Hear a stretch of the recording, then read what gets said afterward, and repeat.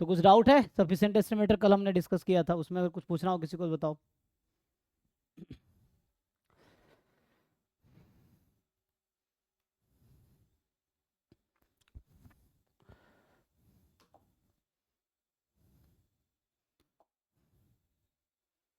तो कल हमने ये वाला पार्ट डिस्कस किया था, ठीक है, कल की क्लास में ये हमने डिस्कस किया था। एक दो क्वेश्चंस करवा देता हूँ और जो पीवाई क्यूज के हैं, फिर हम लोग आगे देखेंगे, ठीक है। ये वाला पार्ट भी डिस्कस किया था कल, फैक्टराइजेशन थ्योरम और सफिशिएंसी। अभी कंप्लीट और आगे देखते हैं।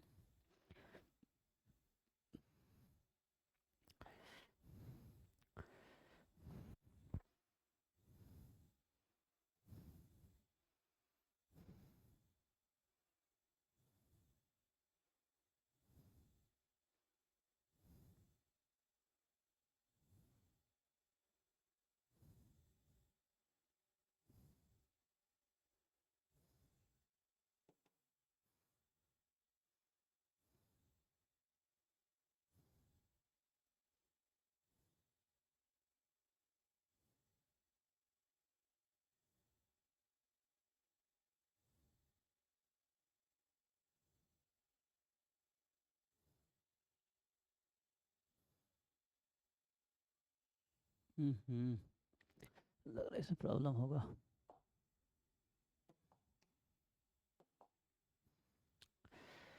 तो अभी तक हमने क्या क्या डिस्कस किया है एस्टिमेशन में? एक तो अनबायस्ड एस्टिमेटर डिस्कस किया था, अनबायस्ड, फिर कंसिस्टेंट, फिर सफिशिएंट कल डिस्कस किया था। अब प्रॉब्लम सॉल्व करो, जो भी डाउट अभी पूछ सकते हो। सफिशिएंट एस्टिमेटर पे अगर किसी ने क्वेश्चन प्रैक्टिस किया हो पीवाई क्यू से एटलीस्ट, तो उसमें पूछ सकते हो, नहीं तो फिर मैं आगे कराऊंगा, ठीक है। अब ये असाइनमेंट अगर ओपन होता है एक तो मैं खुद करा देता हूँ। फिर आज डिस्कस करेंगे कंप्लीट, फिर सफिशिएंट कंप्लीट के साथ ही आ जाता है UMVUE। तो आज मैं कोशिश करूंगा ये दोनों टॉपिक डिस्कस करें, कंप्लीट एस्टिमेटर और uniformly minimum variance unbiased estimator, ठीक है। तो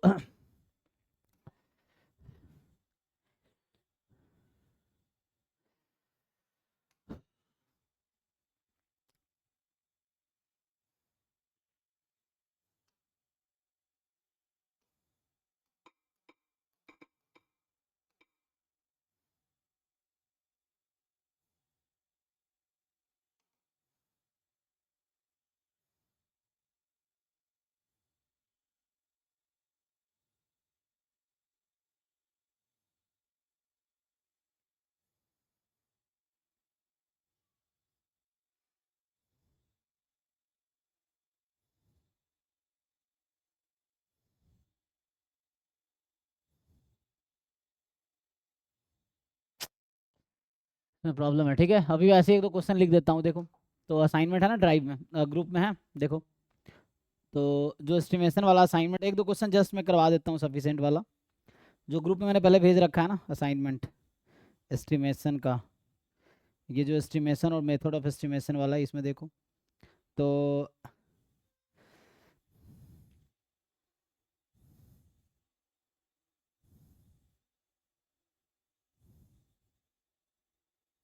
जैसे क्वेश्चन नंबर 6 है, देखो।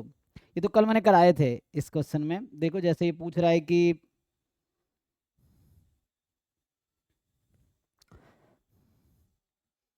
ये कल तो ये क्वेश्चन कराया ही था। 6 नंबर क्वेश्चन जो है, इसमें क्या बोल रखा है कि ये क्वेश्चन है कि लाइक क्वेश्चन नंबर 6 है, वो जो असाइनमेंट है ना PYQ एस्टिमेशन वाला, उसमें ये बोल रहा है कि x1 x2 xn जो है, 3 सैंपल साइज है। x1 x2 x3 IID random variable है, जिसका PDF कुछ ऐसा है के थीटा e⁻के थीटा x, है ना, x इज मोर देन 0। इसका क्या मतलब है? इसका मतलब ये हो गया कि जो x1 x2 x3 are IID exponential के थीटा। अब आपको ऑप्शंस दे रखा है और ये भी बोल रखा है कि थीटा पॉजिटिव है, ठीक है, एक्स पॉजिटिव और थीटा भी पॉजिटिव है।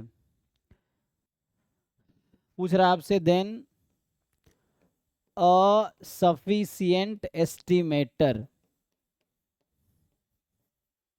अ सफिशिएंट एस्टिमेटर या स्टैटिस्टिक, ऐसा लिख रखा है, sufficient statistic for theta is, option A है x1 plus x2 plus x3, option B दे रखा है 3x1 plus 2x2 plus x3, single correct option है।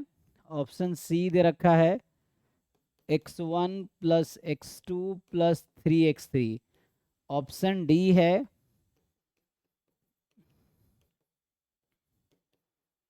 बताइए इनमें से कौन सा एस्टिमेटर है जो सफिशिएंट होगा, या कौन सा स्टैटिस्टिक है जो सफिशिएंट है। तो आसान है ना, सो फैक्टराइजेशन थ्योरम से सिंपली आप चेक कर लेंगे, यही आएगा। फैक्टराइजेशन थ्योरम लगाओ, है ना, डेफिनेशन से जाने की जरूरत नहीं है, जस्ट अप्लाई फैक्टराइज। डी होगा, कौन सा होगा?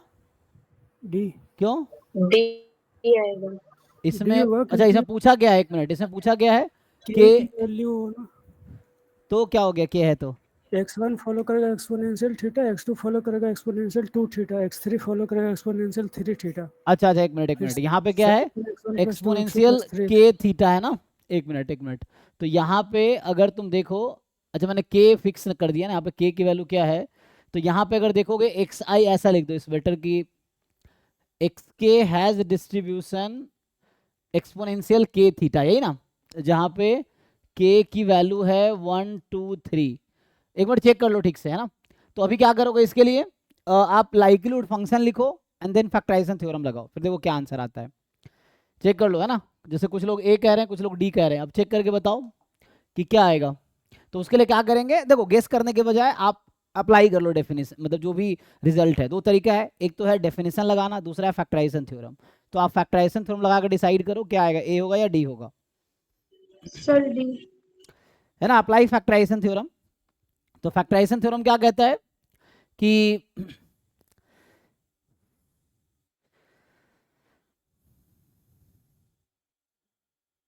बाकी लोग चेक कर लो, बाकी लोग अगर नहीं कर पा रहे फिर मैं बताता हूँ, देखो एक बार,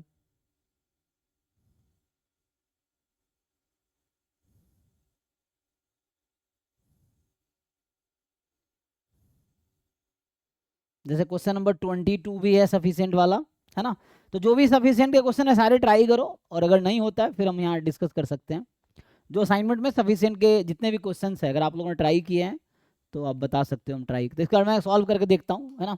तो सिंपली यहाँ पे क्या करना है कि लाइक्लीहुड फंक्शन क्या होता है आपका, joint PDF as a function of parameter. तो इसका मतलब यही है, product of f x I from 1 to n, तो या तो इसको n तो 3 है ना, तो इसका मतलब हो गया fx1 into fx2 into fx3, यही मतलब है। मतलब ज्वाइंट पीडीएफ क्या होगा, प्रोडक्ट ऑफ मार्जिनल्स, क्योंकि ये तो आईआईडी रैंडम वेरिएबल है, तो इंडिपेंडेंट भी है और अच्छा आईआईडी नहीं है, सॉरी, यहाँ पे जस्ट इंडिपेंडेंट, मैं आईआईडी लिखाऊं क्या, नहीं, तो यहाँ पे थोड़ा सा प्रॉब्लम है, ये लिखने में मैंने गलती किया है। क्वेश्चन एक्चुअली लैंग्वेज में था तो मैंने ऐसे ही शॉर्ट में लिख दिया है। Question actually they are just independent not identically distributed, they are just independent, है ना। आइडेंटिकली डिस्ट्रीब्यूटेड क्यों नहीं है, आइडेंटिकली डिस्ट्रीब्यूटेड होने के लिए सेम डिस्ट्रीब्यूशन होना चाहिए, ऐसा नहीं है यहाँ पे, है ना। जैसे आप देख, क्योंकि ये के फॉर्म में लिखा हुआ है ना यहाँ पे, ये x1 x2 x3, एक्चुअली यहाँ पे ऐसा लिखा था, क्योंकि क्वेश्चन लैंग्वेज में था, मैंने लैंग्वेज नहीं लिखे हैं, जस्ट मैंने शॉर्ट में लिख दिया है।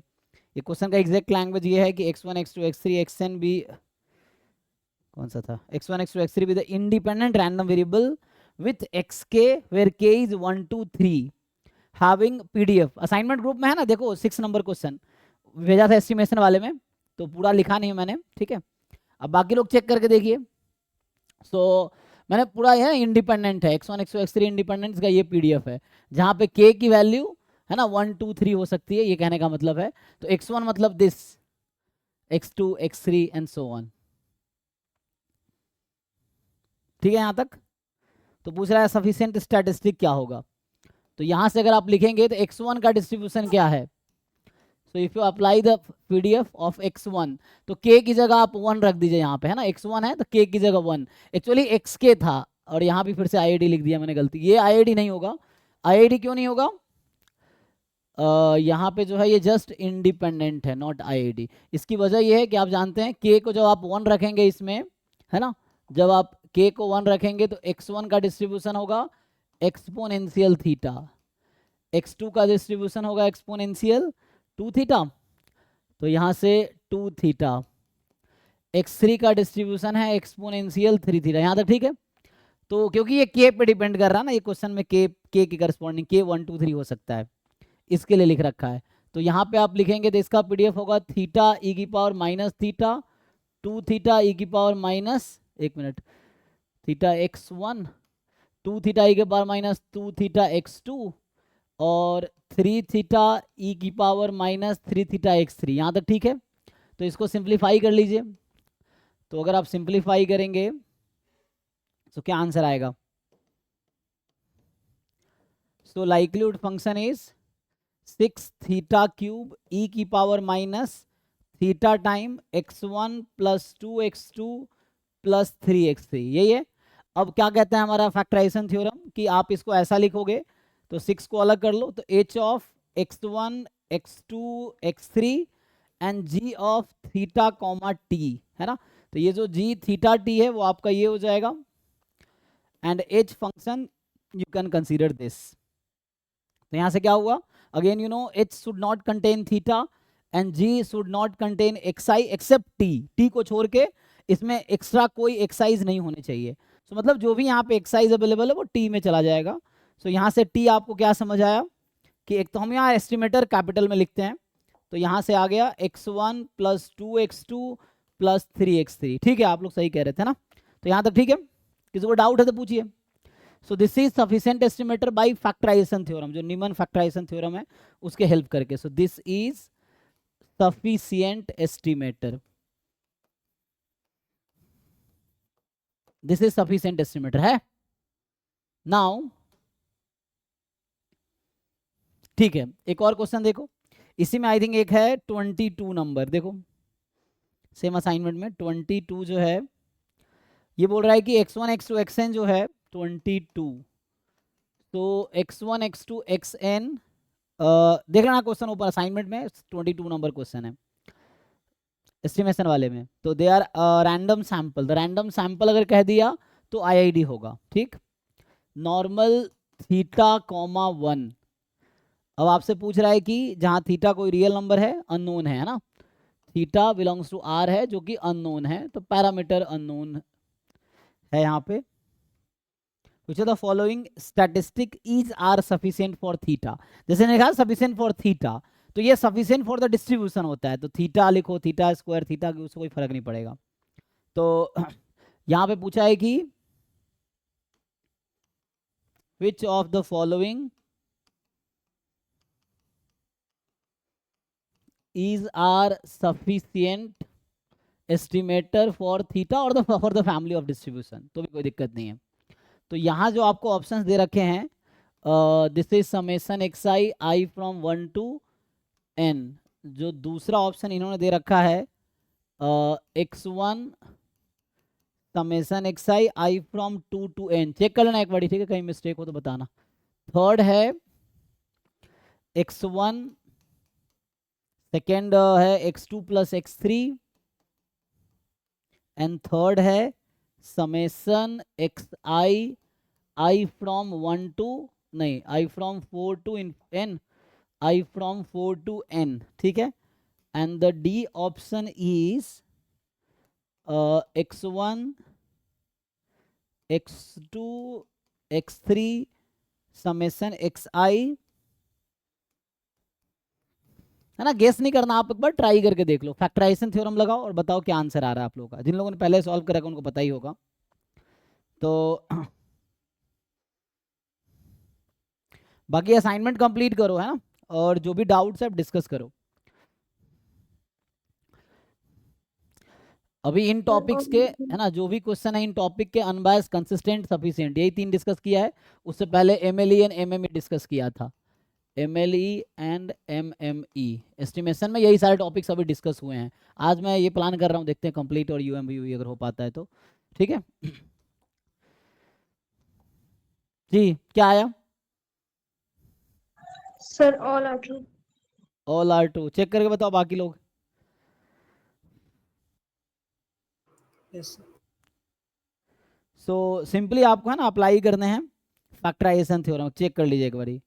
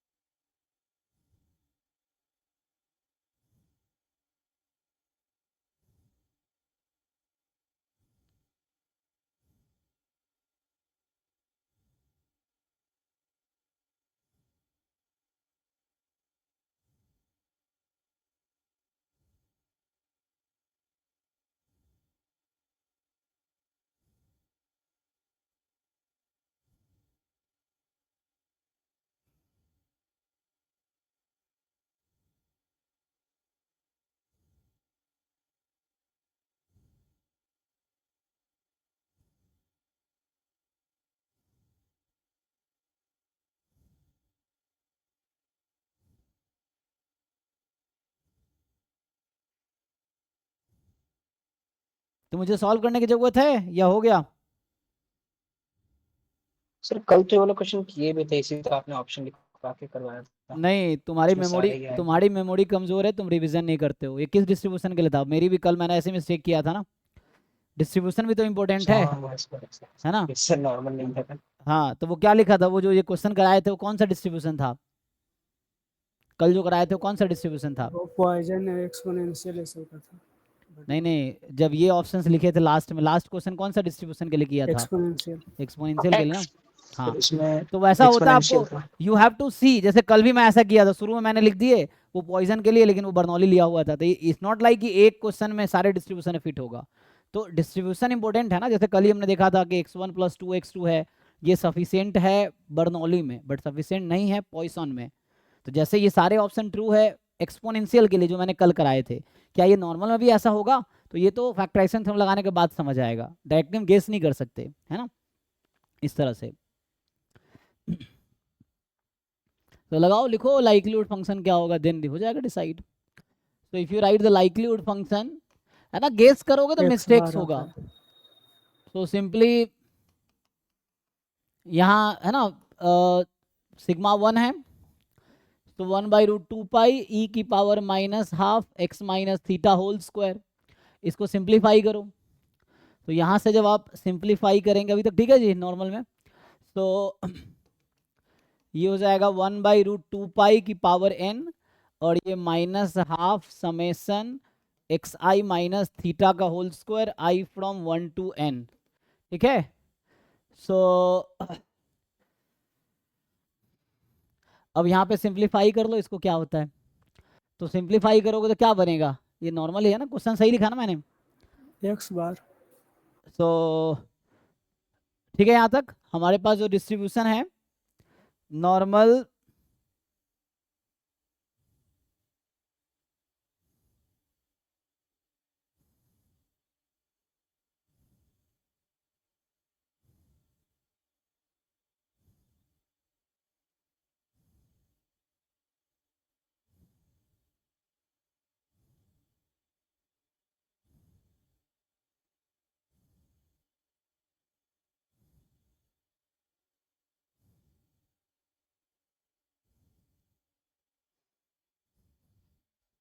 ठीक है भाई, क्वेश्चन ये था ना। तो यहाँ से अगर सिंप्लीफाई करोगे, हाँ ठीक है, तो जो following is are sufficient for the theta. Option सही लिखे ना, ठीक है। देखो इसको ब्रेक करो, क्या आएगा? तो यहाँ से आ जाएगा 1/√2 पाई की power n, a + b a - b whole square पे ओपन कर दो इसको, फिर क्या बनेगा? e की पावर दिस, है ना, ओपन करोगे तो summation xi square plus theta square का समेसन करोगे, मतलब मैं स्क्वायर भी कर रहा हूँ समेसन भी साथ में ऑपरेट कर रहा हूँ, ठीक है। तो ए स्क्वायर फिर समेसन लगा दिया plus B square, so n theta square minus 2ab, तो चलो अभी हाफ बाहर है तो 2ab, सो समेसन तो आई वाले टर्म पे ही लगेगा ना, तो 2 थीटा बाहर आ गई। इसमें किसी को दिक्कत है? देखो पहले a minus B whole square पे ओपन करो देन समेसन लगा दो आप।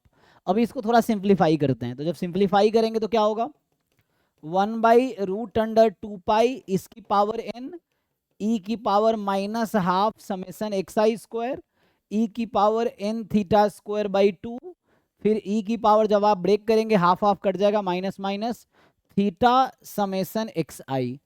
ठीक है यहाँ तक। अब देखिए इसमें ये अलग है और यहाँ पे सिर्फ एक्साइज है, कोई पैरामीटर नहीं है, राइट। तो यहाँ से क्या समझ आया आपको अभी के लिए?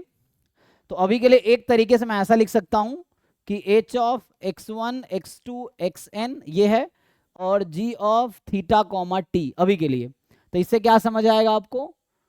सो you will see that okay, so ये थीटा t का फंक्शन है, तो t यहाँ पे क्या है, जो xi के टर्म होंगे, तो यहाँ से आ गया t बराबर summation xi i from 1 to n, है ना। अगर समेसन xi सफिशिएंट है तो x बार भी सफिशिएंट होगा, क्योंकि one function of sufficient is sufficient, तो n से मल्टीप्लाई डिवाइड करने में कोई फर्क नहीं पड़ेगा।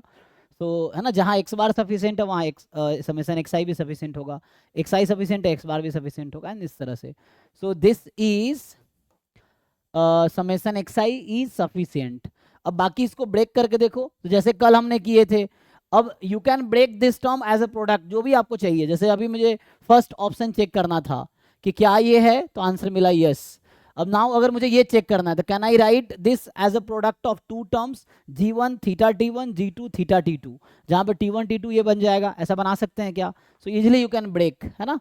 सो कल मैंने एक्सपोनेंशियल के लिए चीज जॉइंटली सफिशिएंट होगा, जॉइंटली सफिशिएंट होगा वो, जी जी अगर जी ब्रेक करेंगे क्या जी। तो यहाँ से आ जाएगा आपके पास, so you will have likelihood function as, ये तो एज इट इज रखो, इसको बस ब्रेक करो, बाकी तो वही h x1 x2 xn है।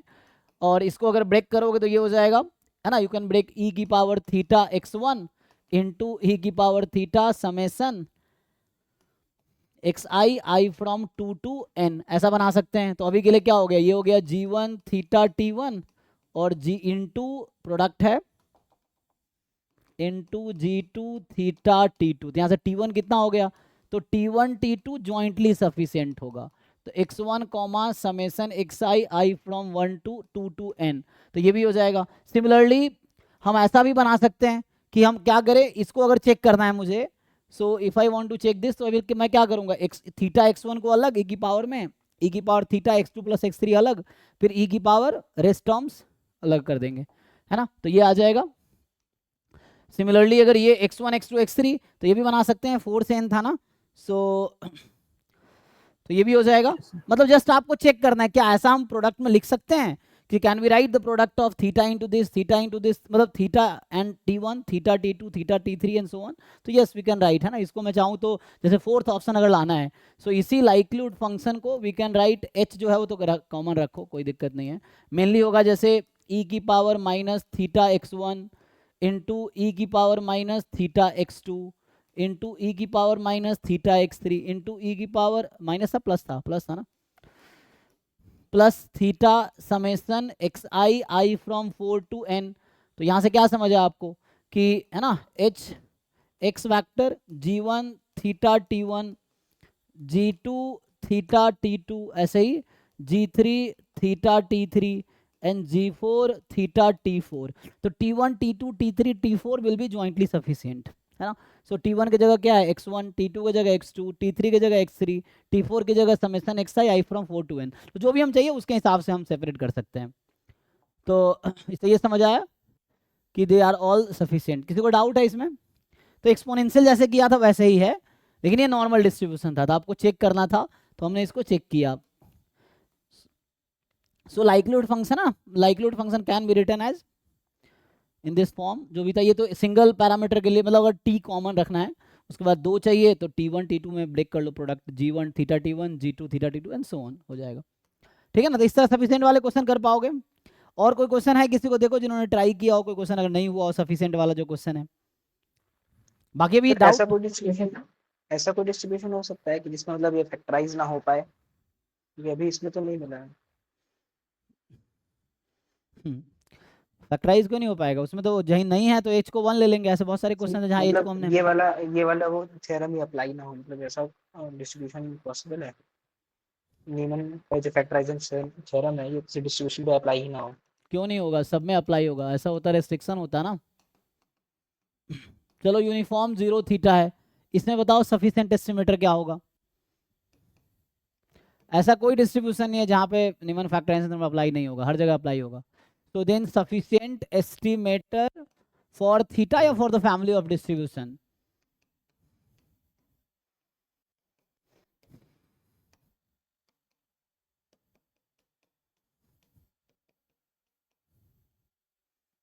Option D.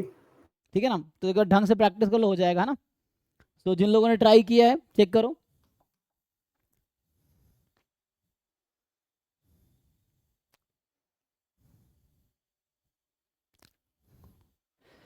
ठीक है, बाकी लोग चेक करके देखो कैसे सॉल्व करोगे। Sir D. है ना? तो simply you will write again, आप लाइक्लीहुड फंक्शन लिखोगे वैसे ही लिखोगे जैसे आप लोग एमएलई निकाल रहे थे, लाइक्लीहुड फंक्शन लिख रहे थे, वैसे ही है। तो लाइक्लीहुड फंक्शन लिखोगे तो क्या आएगा? तो जिन लोगों ने प्रैक्टिस किया उनके लिए आसान है ये सब क्वेश्चंस, है ना? मतलब मेन क्वेश्चन प्रैक्टिस करोगे तो आपको आसान लगेगा, क्योंकि यही सब क्वेश्चंस है जो हर बुक में, हर जगह, हर एग्जाम में आते हैं, बाहर से कुछ थोड़ी आता है।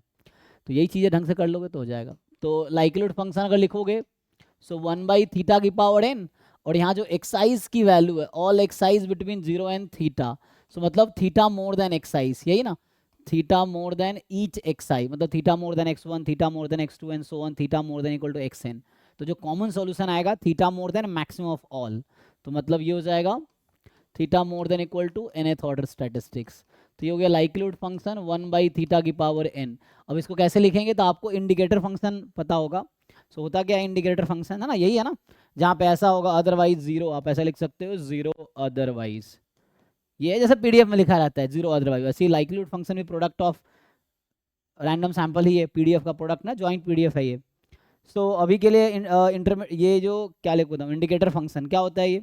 सो इंडिकेटर फंक्शन इज, अगर आप ऐसा देखोगे सो इंडिकेटर फंक्शन है 1 0। 1 कब होता है? When x belongs to set a। 0 कब होता है? When x does not belong to set a। मतलब इंडिकेटर फंक्शन इज लाइक जिसकी वैल्यू 0 या 1 होगी। तो indicator function on set a, इसका मतलब है कि this will take value when x belongs to a and this will take value 0 when x does not belong to a, है ना? अदरवाइज वाला, ये अदरवाइज केस हो गया, इसी को लिख सकते हो आप अदरवाइज, दिस इज अदरवाइज। तो इसको मैं लाइक्लीहुड फंक्शन को अगर इंडिकेटर फंक्शन के हेल्प से लिखूंगा तो ये कुछ ऐसा हो जाएगा 1/थीटा की power n indicator function on set theta more than equal to this over, कुछ भी यहाँ पे लिख लो आप, है ना? So as a function of theta ले लो, ये जो भी लिखना चाहो, यहाँ पे x लिखना चाहो x लिख लो, ये x1 x2 xn जो भी है ना। तो ये इंडिकेटर फंक्शन अभी के लिए है। सो यहाँ पे क्या आएगा, है ना? थीटा का फंक्शन लिख सकते हो, you may write as a function of theta, कोई दिक्कत नहीं।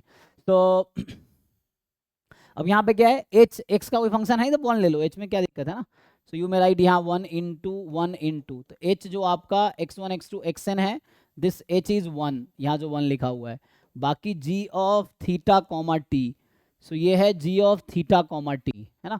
अब यहाँ पे हमने इसको क्यों इग्नोर नहीं किया? बाकी क्वेश्चन में कैसे इग्नोर करते हैं? बिकॉज यहाँ पे सपोर्ट पैरामीटर पे डिपेंड कर रहा है, likelihood function is the function of parameter, so you cannot ignore the parameter, ठीक है ना? बाकी नॉर्मल में हमने क्यों नहीं, नॉर्मल में सपोर्ट था x बिलोंग्स टू r, लेकिन वहाँ पे कहीं थीटा अवेलेबल नहीं है, इसलिए हमने इग्नोर कर दिया, because likelihood function is the function of parameter। तो जहाँ भी पैरामीटर है you have to consider it. So यहाँ पे इसलिए हमने इस सपोर्ट को कंसीडर किया। सेम एमएलई में भी करते थे, जब एमएलई निकाल रहे थे सेम चीज़ करते थे। सो यहाँ से क्या होगा, अब आप देखेंगे सो ये जो फंक्शन है ये g है, तो देखो थीटा के साथ इसमें हम क्या कहते हैं कि कहीं भी एक्साइज एक्स्ट्रा नहीं होने चाहिए, जो भी एक्साइज होगा थीटा के थ्रू आएगा। तो यहाँ पे ये मिनिमम, सॉरी xn है ना, मैक्सिमम ऑफ ऑल है nth order statistics, so maximum of x1 x2 xn, तो यही t बनेगा, क्योंकि इसके अलावा ये जो g फंक्शन है उसमें एक भी एक्स्ट्रा एक्साइज नहीं होने चाहिए other than t except t। So यहाँ से क्या समझ आया कि ये जो g थीटा t में t जो यहाँ पे मिलेगा हमें, that is the nth order statistics, है ना? So this is the sufficient estimator, this is sufficient estimator. किसी को डाउट है? एक थ्योरम होता है कि sufficient estimator is a function of MLE is a function of sufficient estimator. इसमें एमएलई क्या आता था? इसका एमएलई क्या है? यूनिफॉर्म जीरो थीटा का, nth order statistics. है ना? nth ऑर्डर यही था। सो यहाँ पे एमएलई और सफिशिएंट एस्टिमेटर सेम ही हो गया इस केस में, बट इन जनरल एक तो थ्योरम है। अनबायस्ड एस्टिमेटर के लिए नहीं होता ना, अनबायस्ड एस्टिमेटर जैसे एमएलई और एमएमई सिर्फ वो इसके लिए होता है, सफिशिएंट एस्टिमेटर के लिए। जी जी जी, अनबायस्ड जरूरी नहीं है, अनबायस्ड के लिए आपको एक्सप्रेशन निकाल के चेक करना पड़ेगा। तो ऐसा कोई थ्योरम नहीं है अनबायस्ड का, है ना? तो वो आपको चेक करना पड़ेगा उसके लिए। तो यहाँ से क्या आएगा? मतलब एक थ्योरम जस्ट ये है ना, हमने ये पढ़ा था, MLE and MME are consistent estimator. Unbiased की कोई गारंटी है? अनबायस्ड के लिए आपको you have to find the expectation and exactly check करना पड़ेगा। तो एक थ्योरम और आता है कि जो एमएलई जो एक्चुअली आता है, MLE is a function of sufficient estimator.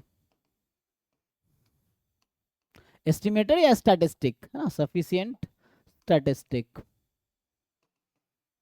So MLE जो है वो फंक्शन होगा सफिशिएंट स्टैटिस्टिक का। जो भी एमएलई आता है वो सफिशिएंट स्टैटिस्टिक का फंक्शन होगा, ठीक है ना? इट्स नॉट लाइक इक्वल होगा, मैं ये नहीं कह रहा हूँ इक्वल होगा, फंक्शन होगा। तो यहाँ पे कोइंसिडेंट है कि इक्वल आ गया, इट्स नॉट लाइक कि हमेशा इक्वल ही आएगा, ठीक है? ये है। जैसे पिछले क्वेश्चन में देख लो, इसमें जो हम नॉर्मल लिख रहे थे, ये जो नॉर्मल वाला क्वेश्चन है, इसमें एमएलई क्या आता है? नॉर्मल थीटा 1 में एमएलई क्या आया था? एक्स बार। एक्स बार आया था। तो एक्स बार भी सफिशिएंट है ना, यहाँ समेशन एक्स आई को सफिशिएंट लिखा है, तो समेशन एक्स आई का ही फंक्शन एक्स बार है। एक्स बार क्या? सबका एवरेज है। इसका फंक्शन भी एक्स बार है, क्योंकि है ना दिस अपॉन, मतलब सबको ऐड करके एन से डिवाइड कर दो।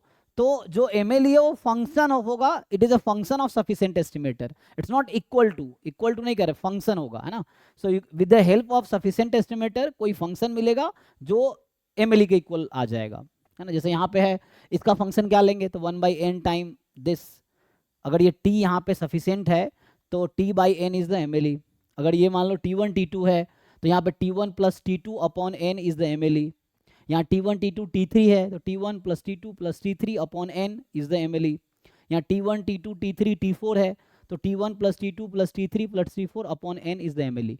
सो MLE is the function of sufficient estimator, ठीक है? ये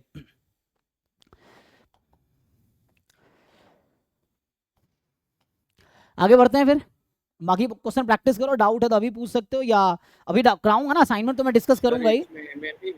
हाँ, मेथड ऑफ मूवमेंट एस्टिमेटर वो भी मतलब सफिशिएंट होता है? कंसिस्टेंट होगा, हाँ।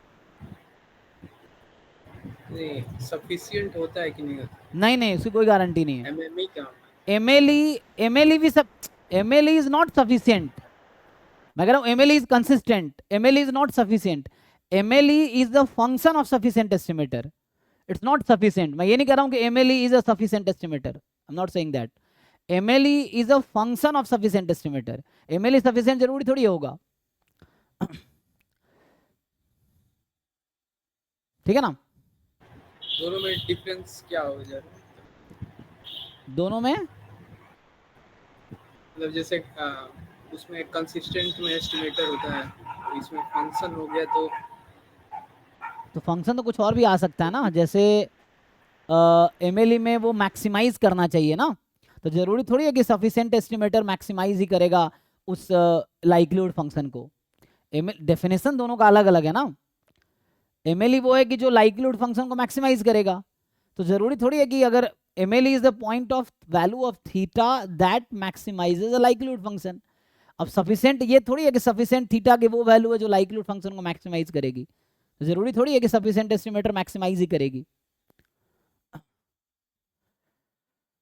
जैसे कोई बताओ एग्जांपल जहां पे MLE function of sufficient estimator होगा, एग्जैक्टली सफिशिएंट होगा।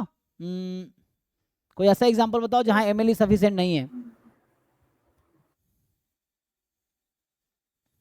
कोई एग्जांपल बताओ जहां एमएलई सफिशिएंट नहीं है।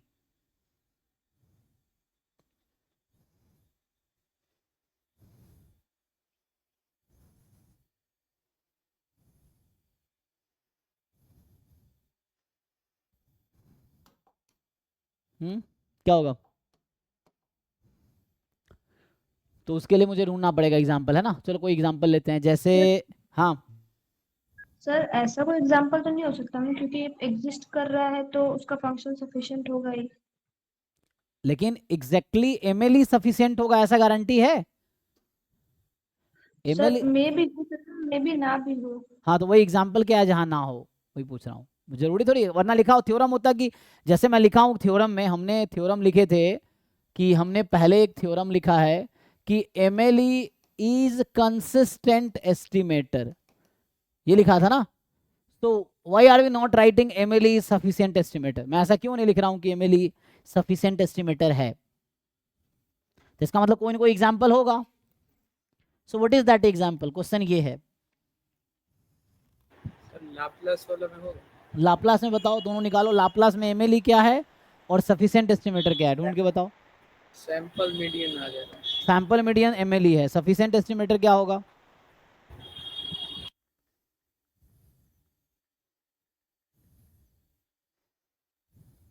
Sir uniform theta comma theta plus one के लिए। हाँ, uniform theta comma theta plus one में क्या आया था? यस, सो यूनिफॉर्म थीटा कॉमा थीटा है ना, उसमें जो है जो फर्स्ट ऑर्डर स्टैटिस्टिक्स है वो भी एमएलई है। चेक कर लेते हैं, चलो जैसे एग्जांपल ढूंढ रहे थे ना। सो x1 x2 xn, क्योंकि इसके पास इन्फिनाइटली मेनी एमएलईज है, but not all MLEs are sufficient, है ना। चेक करो। So x1 x2 xn it is uniform theta comma theta plus one. बताओ इसमें एमएलई क्या आया था और सफिशिएंट एस्टिमेटर क्या आएगा, ढूंढ के बताओ।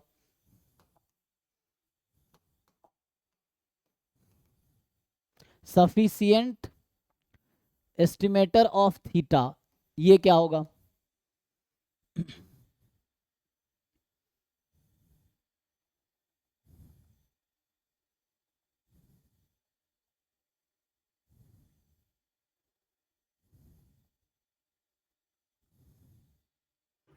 एमएलई ऑफ थीटा तो greater than X N minus one और से एक्स वन होगा। हाँ, nth order statistics minus one से फर्स्ट ऑर्डर स्टैटिस्टिक्स, ये आया था हमारा जब हमने कैलकुलेट किया था। और इसका सफिशिएंट एस्टिमेटर क्या आएगा? इस क्वेश्चन बताओ, what is the sufficient estimator?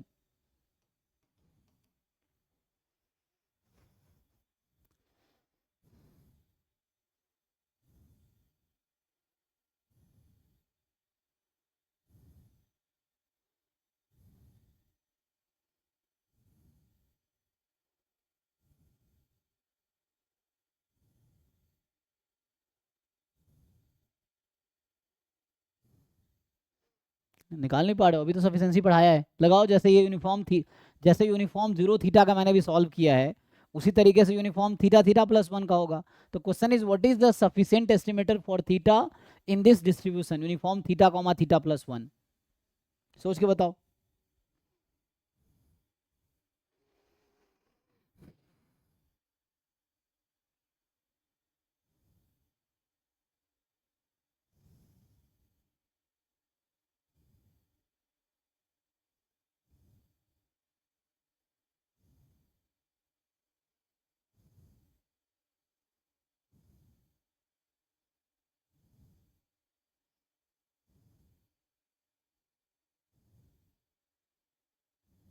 कोई बताओ भाई, ऐसे कैसे नहीं निकाल पा रहे हो तुम लोग?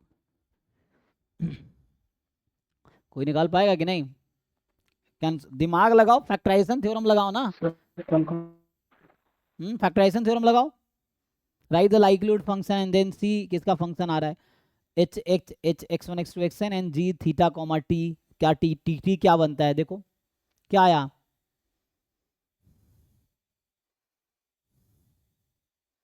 ये तो दिक्कत है भाई, रट्टा मारते हो क्या सॉल्यूशन तुम लोग? देखो, जिसने 50 क्वेश्चन कर लिए उसका दिमाग में आपको एक पता चल गया कैसे क्वेश्चन सॉल्व होता है। अब कोई भी क्वेश्चन मिलेगा तो क्वेश्चन सॉल्व तो होने चाहिए ना। ठीक है, एक दो क्वेश्चन नहीं बराबर बराबर, अगर आपने कॉन्सेप्ट समझ लिया तो कोई भी क्वेश्चन दे दे, हमें पता है कैसे सॉल्व करना है, तो आंसर तो आने चाहिए।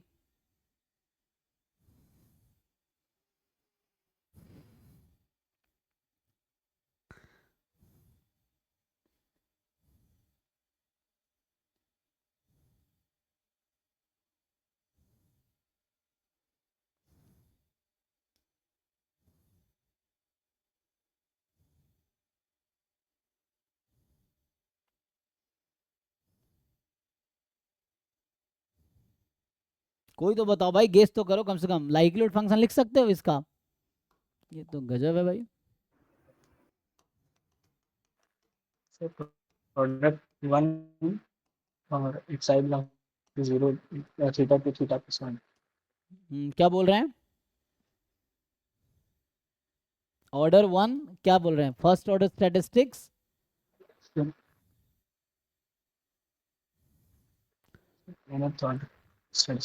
हाँ, फर्स्ट और nth order statistics jointly sufficient होगा।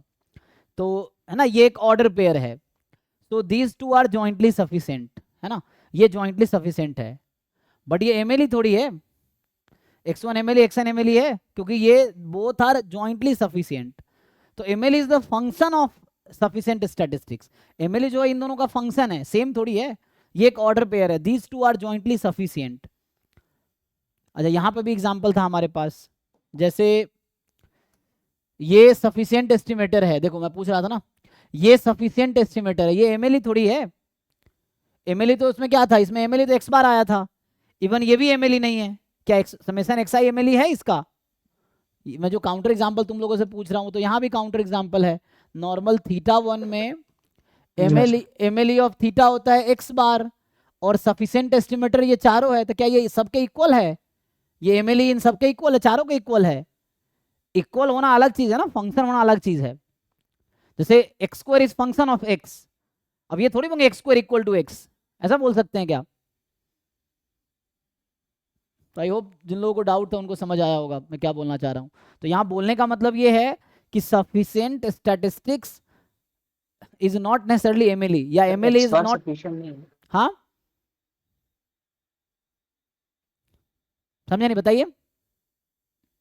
एक्स बार यहाँ पे सॉल्यूशन नहीं है। x1 यहाँ पे, एक्स बार यहाँ पे, x बार क्या है? एक्स बार, हाँ वही बोल रहा हूँ, सफिशिएंट यहाँ पे एमएलई तो है पर सफिशिएंट है। नहीं नहीं, क्वेश्चन ये है मेरा, क्या समेशन xi क्या दोनों इक्वल है? मैं ये पूछना चाह रहा हूं तुमसे, आर दे इक्वल?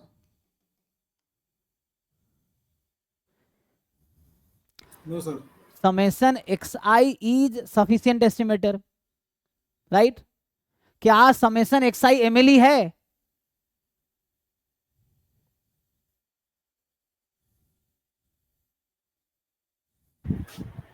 अरे क्वेश्चन ये है, क्या एमएलई कंसिस्ट सफिशिएंट होगा, सफिशिएंट एमएलई होगा, ये क्वेश्चन है। No sir. No sir, bye sir. वो तो नहीं है। ठीक है, आगे बढ़ते हैं। तो एमएलई कंसिस्टेंट होगा। एमएलई जैसे यहाँ पे है, इसके बीच का कोई भी वो ले लोगे तो आपका क्या आ जाएगा? ये MLE is the any value between this. कहने का मतलब ये है कि जैसे मैं एग्जांपल के लिए इसमें एक पर्टिकुलर ले लूंगा, half xn minus 1 plus x1, ये एक एमएलई है। This is one of the MLE of theta, but can we say this is sufficient estimator? Sufficient तो जॉइंटली है ना, ये ऐसा थोड़ी बोल सकते वो सफिशिएंट होगा सम उसका।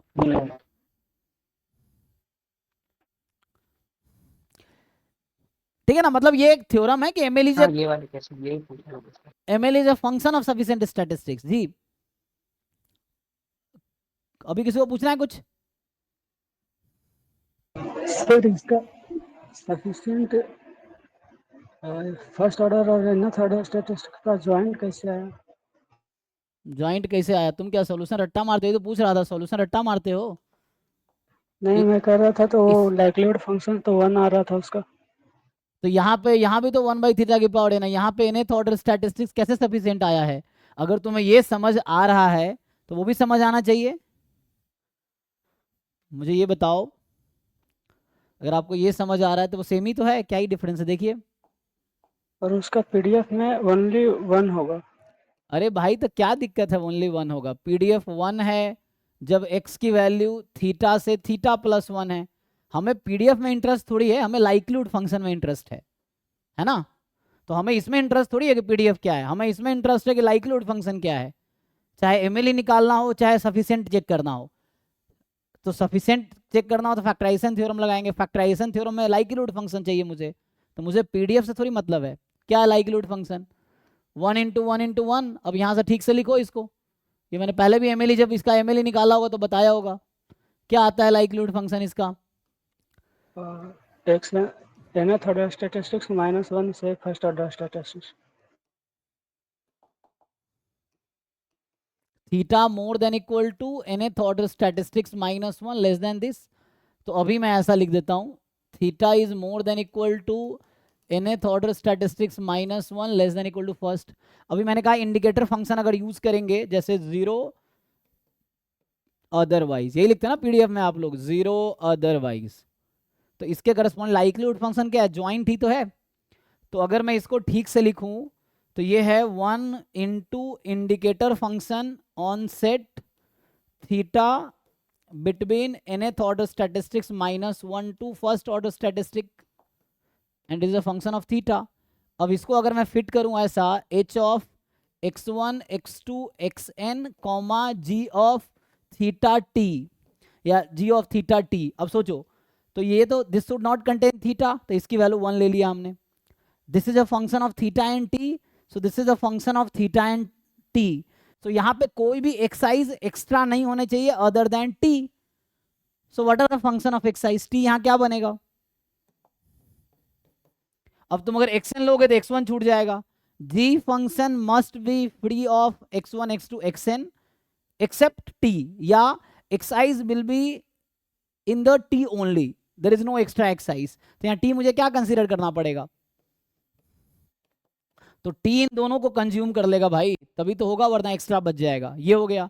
या तुम्हें अगर ऐसे प्रॉब्लम है तो यहां से ऐसा लिख लो, x1 x2 xn, you may right g t1 t2, ऐसा भी लिख सकते हो, कोई दिक्कत नहीं है, g ऑफ t1 t2। तो तुम वैसे अगर है तो ऐसे लिख लो, t1 t2 t1 comma t2। तो ये हो गया एक, कोई भी पहले कोई बाद में लिखो, उससे कोई दिक्कत नहीं है। ये हो गया। सो दिस इज सफिशिएंट एस्टिमेटर। इसलिए क्वेश्चन खुद से प्रैक्टिस करना जरूरी है। सॉल्यूशन देख देख के रट्टा तो मार ही लोगे, लेकिन खुद से करोगे तो आपको रियलाइज होगा कि कहाँ क्या करना है, मतलब कहाँ मिस्टेक हो रही है। जैसे अभी आपने देखा होगा, जिन लोगों से नहीं हुआ उनको समझ आया होगा कि आप क्या कर रहे थे और क्या नहीं कर पा रहे थे। यहाँ तक तो सबने लिख ही लिया होगा ना, यहाँ तक तो एटलीस्ट सबने लिख लिया होगा, एमएलई में भी इतना हमने किया था ये यस सर, चीज़ें। सेकंड लास्ट स्टेप तक हो गया। तो है ना, ये तो सबने किया ही है यहाँ तक, एमएलई तक। अब यहाँ पे क्या करना है, जस्ट आपको ऐसा लिखना है। तो टी जरूरी थोड़ी है कि सिंगल नंबर ही होगा, ये 2 डायमेंशनल भी हो सकता है, 3 डायमेंशनल भी हो सकता है, n डायमेंशनल भी हो सकता है। कल हमने फुल सैंपल को सफिशिएंट बोला था, तो वहाँ n डायमेंशनल था। ठीक है जी। सो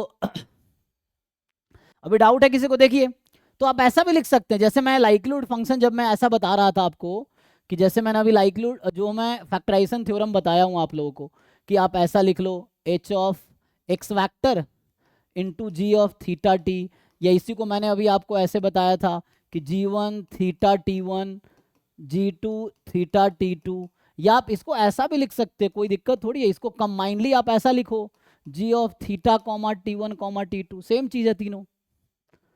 अगर n वेरिएबल में लिखना है तो भी कोई दिक्कत नहीं है। You may write theta t1 t2 up to tn। ठीक है जी। देखिए, तो ऐसा भी लिख सकते हैं आप, कोई दिक्कत नहीं है, एक टर्म में ही काम हो जाएगा। तो ये यहाँ पे ऐसा लिख सकते हो आप, कोई दिक्कत नहीं है। सो अगर ऐसा होगा तो यहाँ से t सफिशिएंट आएगा, यहाँ से t1 t2 सफिशिएंट आएगा, यहाँ से t1 t2 सफिशिएंट आएगा, यहाँ t1 t2 t3 tn jointly sufficient आएगा। तो आप इसको ऐसा लिख लो, चाहे ऐसा लिख लो, चाहे ऐसा लिख लो, चाहे ऐसा लिख लो, सब एक जैसा ही है। एक ही चीज को तो हम अलग अलग फॉर्म में लिख रहे हैं, ये चीज है। सो दोनों साइड से काउंटर एग्जांपल्स हैं, मतलब हाँ, सारे एमएलई सफिशिएंट या सारे सफिशिएंट एमएलई होना जरूरी सारे सफिशिएंट एमएलई है, सारे एमएलई सफिशिएंट होंगे। क्या तुम ट्रू कह रहे हो स्टेटमेंट को? सो मतलब दोनों साइड से काउंटर एग्जांपल्स हाँ, जरूरी नहीं नहीं है सर, नहीं वही बोल रहा है। जी जी जी, जरूरी नहीं है। इसमें यह है कि जो भी एमएलई आएगा वो सफिशिएंट, सॉरी क्या बोल रहा है, MLE is a function of sufficient estimator. हाँ, तो जो सफिशिएंट एस्टिमेटर जरूरी थोड़ी यूनिक होगा, एमएलई भी जरूरी नहीं यूनिक होगा। तो इक्वलिटी का केसेस तब आ सकते थे ना जब दोनों कॉन्साइड करे, सिंगल वैल्यूड हो। यहाँ तो इन्फिनाइटली मेनी एमएलई हो सकते हैं, इन्फिनाइटली मेनी डिफरेंट, आप इन्फिनाइटली डिफरेंट जनरेट कर सकते हो, इन्फिनाइटली एटलीस्ट n या यूनिक नहीं होगा। तो जरूरी थोड़ी है कि कॉन्साइड करेगा हमेशा।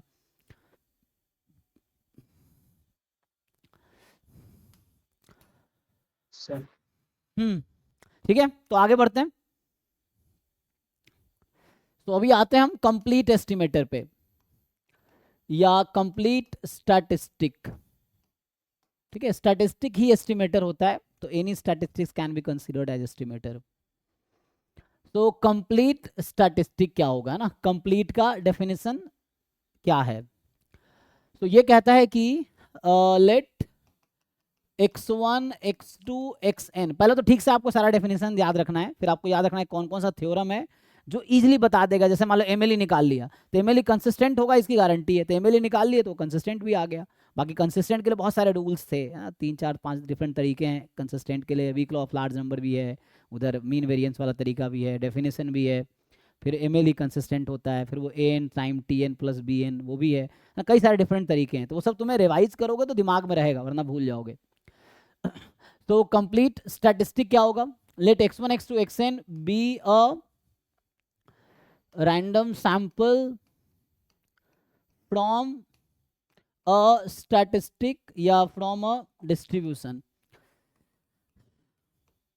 मान लो एफ थीटा CDF है, where theta is unknown parameter. अगर मैं बोल रहा हूं कि कंप्लीट एंड सफिशिएंट जो होता है ये डिस्ट्रीब्यूशन की प्रॉपर्टी है, यहां कोई पर्टिकुलर पैरामीटर से कोई मतलब नहीं है। मतलब अगर कोई थीटा के लिए कंप्लीट है तो थीटा स्क्वायर के लिए भी कंप्लीट होगा, थीटा क्यूब के लिए कंप्लीट होगा, sine theta cos theta tan theta सब के लिए कंप्लीट होगा, क्योंकि यहाँ पर्टिकुलर पैरामीटर से बहुत ज्यादा मतलब नहीं है, क्योंकि completeness and sufficiency is the property of distribution.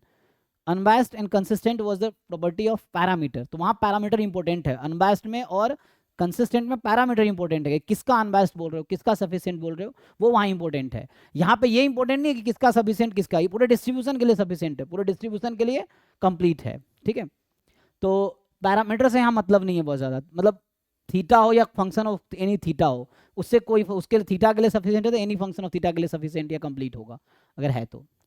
So x1 x2 xn be random sample from a distribution containing a distribution from CDF theta है, where theta is unknown parameter, theta is unknown parameter। ठीक है, theta क्या है, unknown parameter है। अब मुझे decide करना है कि स्टैटिस्टिक या एन एस्टिमेटर, जैसे भी लिख लो, स्टैटिस्टिक टी या an estimator T is complete statistic या complete estimator if and only if expectation of GT being 0 implies GT is 0, या ऐसा लिखूं, इसमें कई सारे तरीके हैं, implies GT is 0 with probability 1। इसका मतलब है probability of GT being 0 is 1। इसका मतलब या ऐसा समझो कि that is GT is 0 for all t, जो भी t की पॉसिबल सपोर्ट है उस पे GT की वैल्यू 0 होना चाहिए, है ना। फॉर ऑल t, t क्या रैंडम वेरिएबल है, ये t random variable, small t क्या है, उसका ऑब्जर्व्ड वैल्यू है। So for all t, t की जो भी वैल्यू होगी, सो GT must be 0 for all t। तो ये है डेफिनेशन। पहले तो डेफिनेशन पहचाना थोड़ा मुश्किल होता है, तो एक दो एग्जांपल कराता हूँ डेफिनेशन से, फिर से डेफिनेशन लगाने की बहुत ज़्यादा ज़रूरत नहीं पड़ेगी हमें, ठीक है। बट स्टिल है ना, हमारे पास थ्योरम है, जैसे सफिशिएंट के लिए फैक्टराइजेशन थ्योरम है, वैसे ही सफिशिएंट कंप्लीट एक साथ जरूरत पड़ता है हमें, तो उसके लिए कई सारे थ्योरम्स है जिससे आंसर डिसाइड हो जाएगा। तो बहुत कम ही जगह ऐसा होगा जहाँ डेफिनेशन लगाना पड़ेगा, बाकी थ्योरम से काम हो जाएगा। तो अभी के लिए एक दो क्वेश्चन करके दिखाता हूँ। जैसे अभी हमने कुछ देर पहले लिखा था कि मान लो अभी के लिए क्वेश्चन नंबर 2 है, x1 x2 xn it is IID uniform 0 theta. तो यहां से बताओ मुझे कि इसमें MLE क्या आया था, nth ऑर्डर स्टैटिस्टिक्स, इसका सफिशिएंट एस्टिमेटर क्या आया था, ये भी nth ऑर्डर स्टैटिस्टिक्स। तो question is t is equal to nth order statistics is complete estimator या कंप्लीट स्टैटिस्टिक। सो ये अब क्वेश्चन है, तो ये मैं चेक करूंगा डेफिनेशन से, ठीक, और ये प्रूव भी हो जाएगा। हालांकि ये थ्योरम है, तो है ना, ये जो मैं प्रूव कर रहा हूँ ये थ्योरम है। थ्योरम ये कहता है कि nth order statistics is complete and sufficient for uniform 0 theta, ठीक है। सो ये थ्योरम है जिसको मैं प्रूव कर रहा हूँ बाय डेफिनेशन। तो जो nth ऑर्डर स्टैटिस्टिक्स है वो कंप्लीट सफिशिएंट होगा यूनिफॉर्म जीरो थीटा के लिए।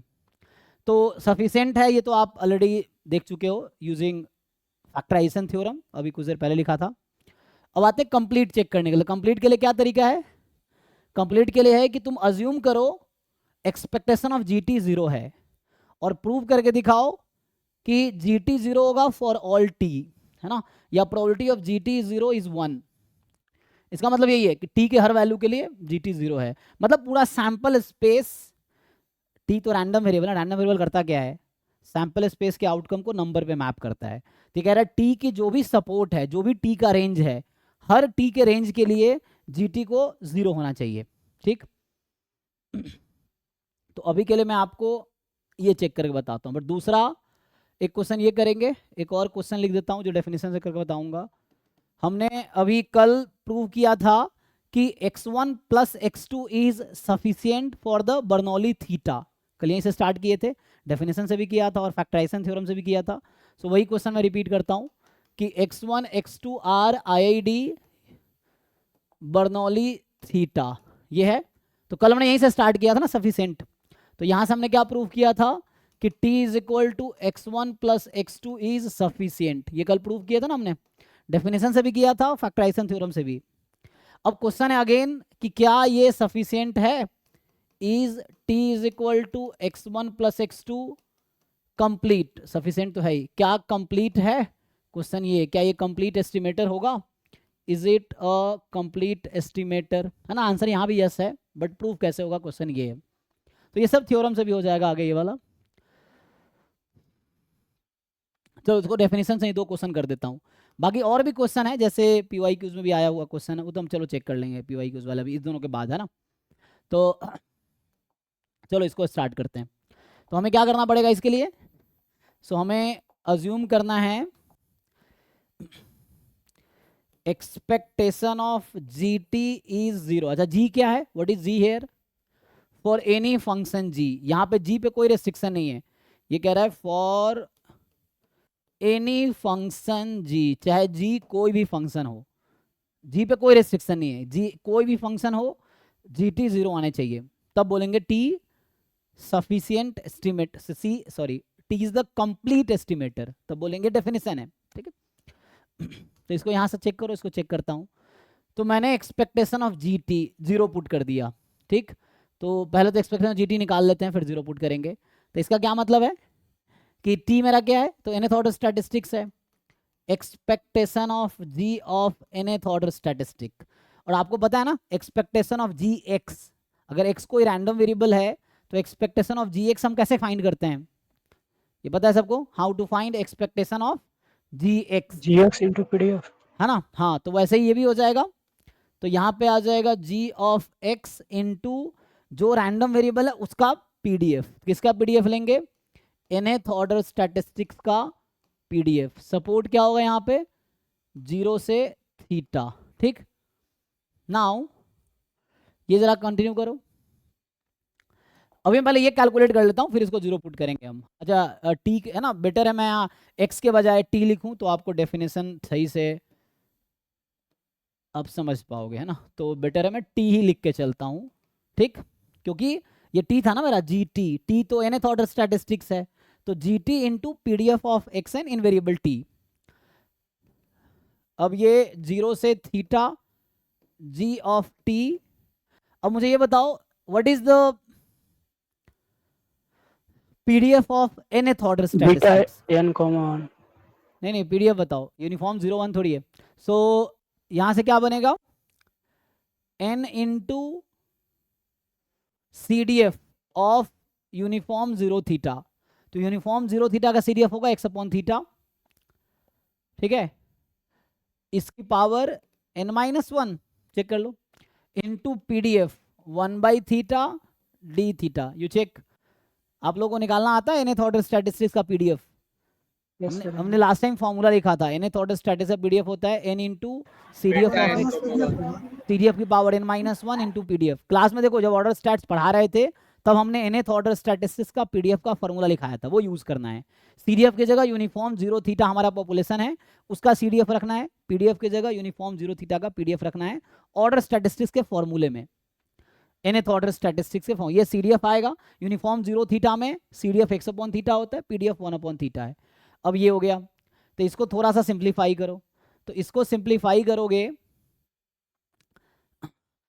अच्छा यहाँ थीटा क्या होता है, यहाँ पे थीटा जो है ना, थीटा जो है यहाँ पे यूनिफॉर्म 0 थीटा में क्या होता है, theta is positive real number, ठीक है। अब यहाँ पे होगा क्या, इसको थोड़ा और सिंप्लीफाई कर लो, एक लाइन और लिख देता हूँ। तो मेनली ये थीटा थीटा नहीं एक्स के रेस्पेक्ट में, ये एक तो मैं एक्स क्यों लिख दिया, टी में लिखना चाहिए मुझे, क्योंकि वेरिएबल टी है ना, जनरली हम एक्स लिखने की आदत है इसलिए एक्स लिख देते हैं, आदत तो एक्स का ही रहता है ना। तो G T PDF uniform 0 theta का सीडीएफ टी के टर्म में लिख रहा हूँ, तो टी बाई थीटा की पावर n और यहाँ डी टी। अब सही है, देख लो, मतलब हमने nth ऑर्डर स्टैट्स को टी वेरिएबल में लिख रहा हूँ, यहाँ भी डी टी होगा, तो ये एक्स वाली आदत है ना इसलिए एक्स आ जाता है बार बार। तो ठीक है, यहाँ तक G T n T upon theta के power -1 1 by theta D T. इसको सिंप्लीफाई कर लो, तो थीटा वाले टर्म तुम बाहर कर सकते हो, एन वाले टर्म भी बाहर कर सकते हो, तो एन थीटा की पावर एन बाहर हो जाएगा, 0 से थीटा एंड क्या है यहाँ पे, अब बचा क्या, टी की पावर n टी टी की पावर एन, टी की पावर एन या n-1, चेक कर लो, n-1 माइनस हाँ n-1 इंटू डी टी। तो मैंने ये कैलकुलेट कर दिया आपके लिए, तो यहाँ से क्या आएगा, एक्सपेक्टेशन ऑफ जी टी मैंने निकाले, जो आया n अपॉन थीटा की पावर n, 0 से थीटा जी टी इंटू टी की पावर n-1 डी टी, और ये है 0 के इक्वल। अब थोड़े से इंटीग्रेशन की प्रॉपर्टी यूज करना पड़ेगा, तो टी का सपोर्ट तो 0 से थीटा है, पॉजिटिव है ना, टी की वैल्यू पॉजिटिव है, और जी टी कुछ भी हो सकता है ना, जी कैन बी एनी फंक्शन। अब आपको बताना है कि ये 0 कब आएगा, इसका इंटीग्रेशन 0 कब आ सकता है,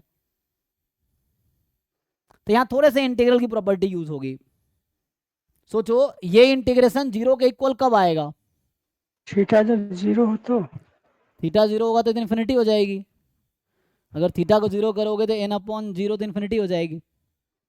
थीटा तो हमें पता है कि theta can be any real number for all theta more than 0 and for all G function, चाहे मैं जी कुछ भी ले लूँ, थीटा कुछ भी ले लूँ, थीटा फिक्स थोड़ी करेंगे, थीटा तो हमें गिवन है, theta is any positive real number जो कि अननोन है एक्चुअली। तो ये 0 कब होगा, और टी की वैल्यू पॉजिटिव है, टी पॉजिटिव है, ये फंक्शन भी पॉजिटिव है, तो ये पॉजिटिव है, टी भी पॉजिटिव है, ये पॉजिटिव है, तो देखो यहाँ से सीधा सीधा इंप्लाई होगा ये 0 होने का एक ही चांस है जब जीटी को 0 होना पड़ेगा, और कोई पॉसिबिलिटी नहीं है। सो जीटी को 0 होना पड़ेगा for all T, so GT has to be 0। क्यों होगा ऐसा, अदरवाइज ये 0 नहीं आएगा। अब तुम जीटी कुछ अज्यूम करके देखो, चाहे टी मैं कुछ भी ले लूँ, तो ये सिंपल एक इंटीग्रल की प्रॉपर्टी है। अगर मैं तुम्हें बताऊं कि तुम्हें ये प्रॉपर्टी पता है क्या, जैसे मान लो मैं लिखता हूं कि when F x is positive, तो इंटीग्रल 0 से इन्फिनिटी एफ एक्स, क्या ये नेगेटिव आ सकता है क्या, अगर F x non negative function है। अब बताओ क्या ये 0, या मैं अगर लिख दूं F x is strictly positive function, तो डू यू थिंक कि ये वैल्यू 0 आ जाएगी, कभी ऐसा हो सकता है कि 0 आ जाए, ये प्रॉपर्टी ये है, ये 0 कभी नहीं आएगा। अगर एफ एक्स पॉजिटिव है ना, so this has to be positive, at least बहुत वो होगा तो 0 हो जाएगा ना, पॉजिटिव ले लिया तो पॉजिटिव ही होना पड़ेगा। अगर फंक्शन पॉजिटिव, ये 0 कभी होगा, मैं अगर लिखूं यहां से 0 से infinity F x D x 0 है फॉर एनी एफ एक्स, चाहे एफ एक्स में कुछ भी ले लूं, हर फंक्शन मतलब for any F x this integral is 0, तो उसके लिए एफ एक्स को 0 ही होना पड़ेगा फॉर एनी फंक्शन अगर लिखूं मैं तो। अच्छा यहाँ पे एक्चुअली थीटा भी है इसीलिए ऐसा हो रहा है ना, so for all theta more than 0, यहाँ पे मैं एक्चुअली मेनली प्रॉब्लम क्या है, देखो यहाँ पे क्या हो रहा है कि this is 0 for all theta more than 0, मैं थीटा कुछ भी ले लूँ ये वैल्यू हमेशा 0 आनी चाहिए, तो ऐसा तभी होगा जब जी टी जीरो होगा। अब ये इंटीग्रल की प्रॉपर्टी, इसके लिए प्रूफ भी मिल जाएगा तुम्हें। हालांकि ये प्रूफ बुक में भी है जो मैं कर रहा हूँ, तुम्हें अगर बुक में देखना हो कैसे किया है तो ये हर बुक में कर रखा होगा प्रूफ, विकेर वैद्य में भी है। तो तुम्हें अगर बुक वाला प्रूफ देखना हो तो इन्होंने यहाँ पे कर रखा है, मैं पेज नंबर और थ्योरम बता देता हूँ, देख लेना।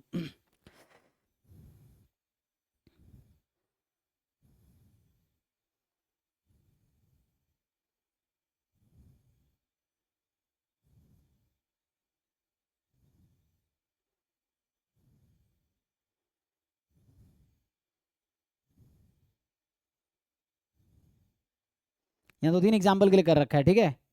तो ये जो मैं कर रहा हूँ यही प्रॉपर्टी वहाँ भी इन्होंने यूज़ किया है। देखो ये पेज नंबर 349 पे जो रिजल्ट मैं लिख रहा हूँ इन्होंने यहाँ लिख रखा है कि expectation of G X zero, ये है ना यूनिफॉर्म। हाँ ये जो मैं कर रहा हूँ दिस इज एग्जाम्पल नंबर 13।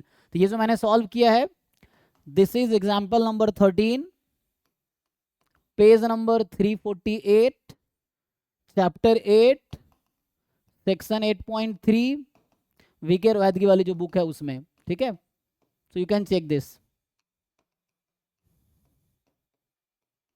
तो यहाँ से ना कई बार तुम्हें थ्योरम पहले से पता नहीं होता है, तो इन्होंने पहले थ्योरम भी यहाँ बता रखा है कि देखो इफ एंड ओनली इफ कह रहा है जीरो ही होना पड़ेगा for all x. In general result follows from Levesque integration, तो ये लेवेक इंटीग्रेशन का कॉन्सेप्ट यूज कर रहा है कि है ना, in general this result follows from the Levesque integration, जो कि है नहीं तुम्हारे सिलेबस में। जैसे रिमान इंटीग्रेशन होता है, लेवेक इंटीग्रेशन होता है, आगे बहुत सारे है।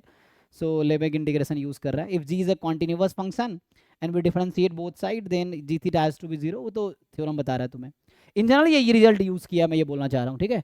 सो थीटा यहाँ पॉजिटिव है तो ये तभी जीरो होगा when G theta is G T zero for all three. इससे ये प्रूफ हो गया कि जो टी हमने कंसिडर किया है, तो देखो हमारे जैम गेट में फिर से प्रूफ नहीं लिखना है, तुम्हें याद रखना है स्टेटमेंट में। प्रूफ करके दिखा रहा हूँ क्योंकि मुझे जस्टिफाई करना है। So this is proof is constructive, है ना। तो जिन्होंने प्रूफ किया तुम्हें उसको समझना है कैसे हुआ है। This is sufficient and complete. Sufficient already दिखा चुका हूँ, तो कंप्लीट एंड सफिशिएंट। लेकिन तुम्हें ये करने की जरूरत हर बार नहीं पड़ेगी, है ना, उसके लिए हमारे पास कुछ रिजल्ट्स हैं। बट ठीक है, अभी के लिए तुम ये थ्योरम याद रखना। तो थ्योरम क्या है? So you just have to remember this theorem कि यूनिफॉर्म जीरो थीटा में ये जो nth ऑर्डर स्टैटिस्टिक्स है ये कंप्लीट भी है और सफिशिएंट भी है। बाकी तुम डिटेल के लिए यहाँ देखो, यहाँ प्रूफ कर रखा है। तो ये प्रूफ है। दूसरे एग्जाम्पल पे आते हैं। ये वाला क्वेश्चन सेम तरीके से इसको प्रूफ करके देखते हैं। सो यहाँ पे क्या होगा कि मुझे क्या दिखाना है, expectation of ji T zero मैं अज्यूम कर लूंगा और मुझे दिखाना है कि जी टी जीरो होगा। तो पहले एक्सपेक्टेशन ऑफ जी टी निकालते हैं। तो यहाँ तो आपके पास x1 x2 बर्नौली थीटा है। थीटा यहाँ क्या हो सकता है, तो थीटा 0 से 1 के बीच का कोई भी नंबर हो सकता है। अभी ये जो t x1 प्लस x2 है इसका क्या डिस्ट्रीब्यूशन है, x1 प्लस x2 का क्या डिस्ट्रीब्यूशन है, या t का क्या डिस्ट्रीब्यूशन है, बाइनोमियल 2 थीटा। सो बाइनोमियल 2 थीटा है ये।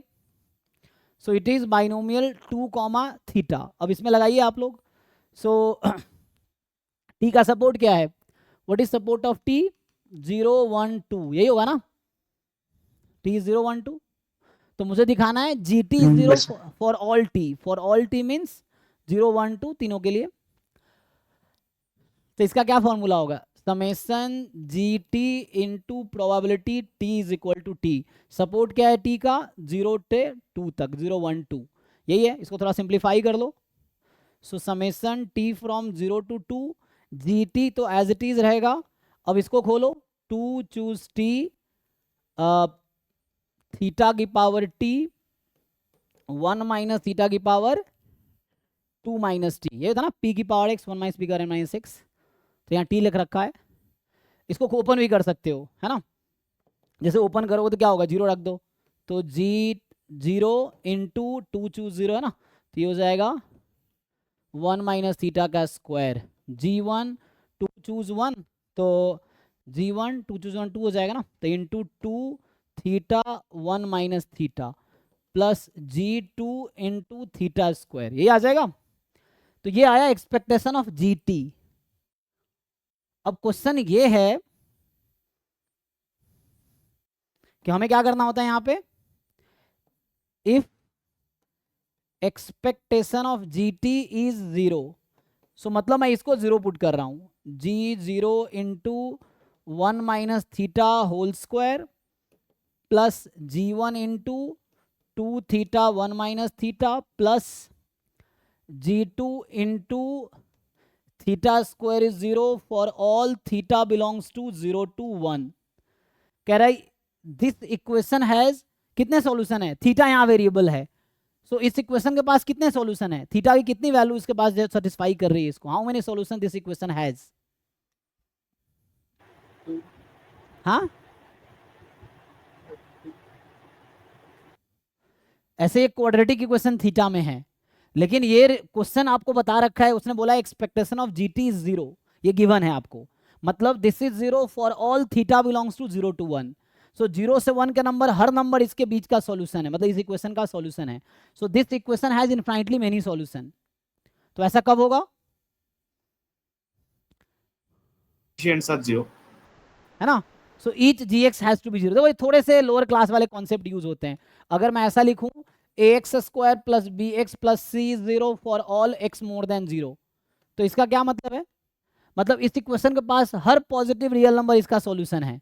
ऐसा कब होगा,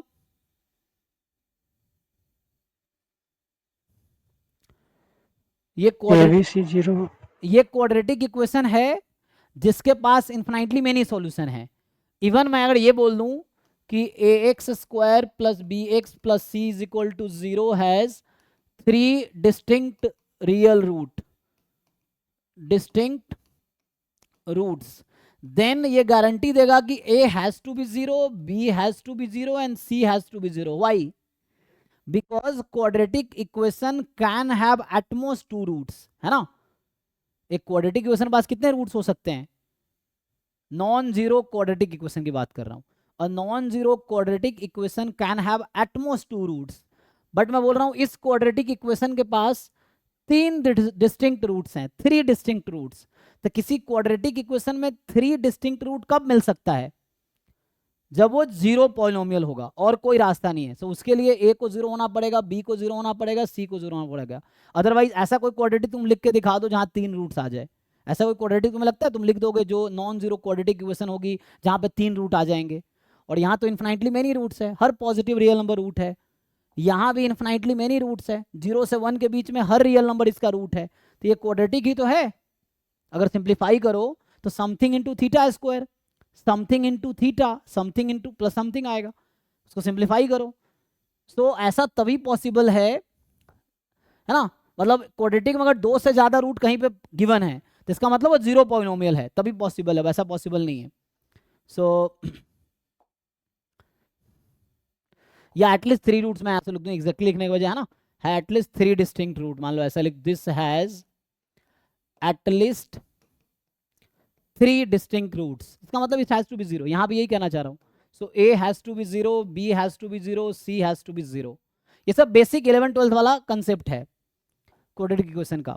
तो यहाँ पे ये कहीं ना कहीं थीटा में क्वाड्रेटिक है, इसके पास 0 1 के बीच हर नंबर रूट, तुम चाहो तो एक काम करो, थीटा की जगह एक बार 1/2 रखो, एक बार 1/3 रखो, एक बार 1/4 रखो, 3 इक्वेशन बनेगी, तीनों होमोजीनियस सिस्टम ऑफ इक्वेशन बनेगी, और तुम सॉल्व करोगे तो इसके पास यूनिक सॉल्यूशन आएगा। मतलब g0 has to be 0, g1 has to be 0, g2 has to be 0। मैं बोल रहा हूँ 3 डिफरेंट वैल्यू रख के 3 इक्वेशन बना लो और सॉल्व करके देखो, तो g0 g1 g2 तीनों 0 आएगा। सो मीन्स यहाँ भी यही है, मतलब थोड़े से बेसिक कॉन्सेप्ट यूज हो रहा है। So this has solution any theta between 0 and 1, this is 0 for all theta between 0 and 1, means g0 g1 and g2 has to be 0। इसीलिए मैथमेटिकल बैकग्राउंड होना चाहिए बच्चों का। जो बच्चे मुझसे पूछते हैं सर मैथ छोड़ देता हूँ, सिर्फ स्टैट्स पढ़ लेता हूँ, तो यहाँ जाके तुम अटक जाओगे। जब तुम्हें मैथमेटिकल बैकग्राउंड तुम्हारा स्ट्रांग नहीं है ना, तो यहाँ तक तो करोगे, यहाँ आके अटक जाओगे, फिर आगे तुम्हें समझ ही नहीं आया करना क्या, फिर छोड़ दोगे। तो सिर्फ स्टैट्स पढ़ने से दिक्कत ये है कि तुम आंसर तक हो सकता है ना पहुंचो, शुरू तो कर लोगे सॉल्यूशन, एंड तक पहुंच ही नहीं पाओगे। ये सब मैथमेटिकल कॉन्सेप्ट यूज है, यहाँ इंटीग्रेशन का पीछे कॉन्सेप्ट यूज हुआ है, यहाँ सिंपल क्वाड्रेटिक इक्वेशन का कॉन्सेप्ट यूज हो रहा है। तो मैथमेटिकल बैकग्राउंड यूज है तो आंसर तक, सही आंसर तक पहुंच पाओगे, वरना बीच में ही फंस जाओगे। ये यहाँ से क्या आ गया, g0 g1 g2 तीनों 0 हो गया। या इसको मैं ऐसा लिखूं कि gt is 0 for all t, क्योंकि t का सपोर्ट तो 0 1 2 ही है, तो t की जो भी पॉसिबल सपोर्ट है हर t के लिए gt 0 है, g0 0, g1 is 0, g2 is 0। तो इसका मतलब है कि ये जो कंप्लीट भी है, तो इससे ये प्रूफ होगा कि जो t हमने लिखा है this is complete and sufficient, है ना। तो so T is equal to x1 plus x2 is complete and sufficient both, है ना, कंप्लीट एस्टिमेटर। ठीक है, अभी के लिए थ्योरम क्या है, तो ठीक है भाई, तो ये कंप्लीट का डेफिनेशन है। एक दो क्वेश्चन मैं एग्जाम का करवा देता हूं कंप्लीट का डेफिनेशन से, या थ्योरम भी है डायरेक्टली। तो उसके लिए ये तरीका है, बाकी जैसे थ्योरम जैसे था ना, let T be complete and sufficient estimator. ठीक है, टी कंप्लीट और सफिशिएंट दोनों हैं, एंड GB11 फंक्शन, ये इनवेरियंस प्रॉपर्टी है, वो सफिशिएंट वाला ही है, सफिशिएंट वाला यहाँ काम कर जाएगा। तो टी कंप्लीट और सफिशिएंट है, G11 फंक्शन है, then GT will be, GT is also complete and sufficient. Actually अकेला कंप्लीट की बहुत कम जरूरत पड़ती है, आगे हमें जरूरत पड़ेगी कंप्लीट सफिशिएंट एक साथ, क्योंकि इसी के बेस पे UMU ही निकलेगा, या लेवन से भी थ्योरम है, राव ब्लैकवेल थ्योरम है, ये सब यूज होगा, तो दोनों एक साथ ही चाहिए जनरली। तो it is complete and sufficient. ठीक, अच्छा,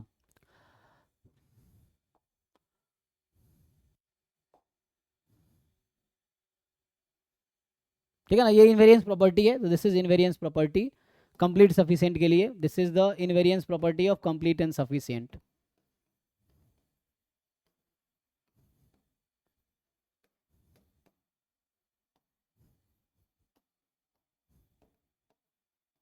ठीक है, so invariance property of complete and sufficient दोनों हैं। अच्छा, एक और चीज देखो, जैसे अभी तक हमने लिखे थे कि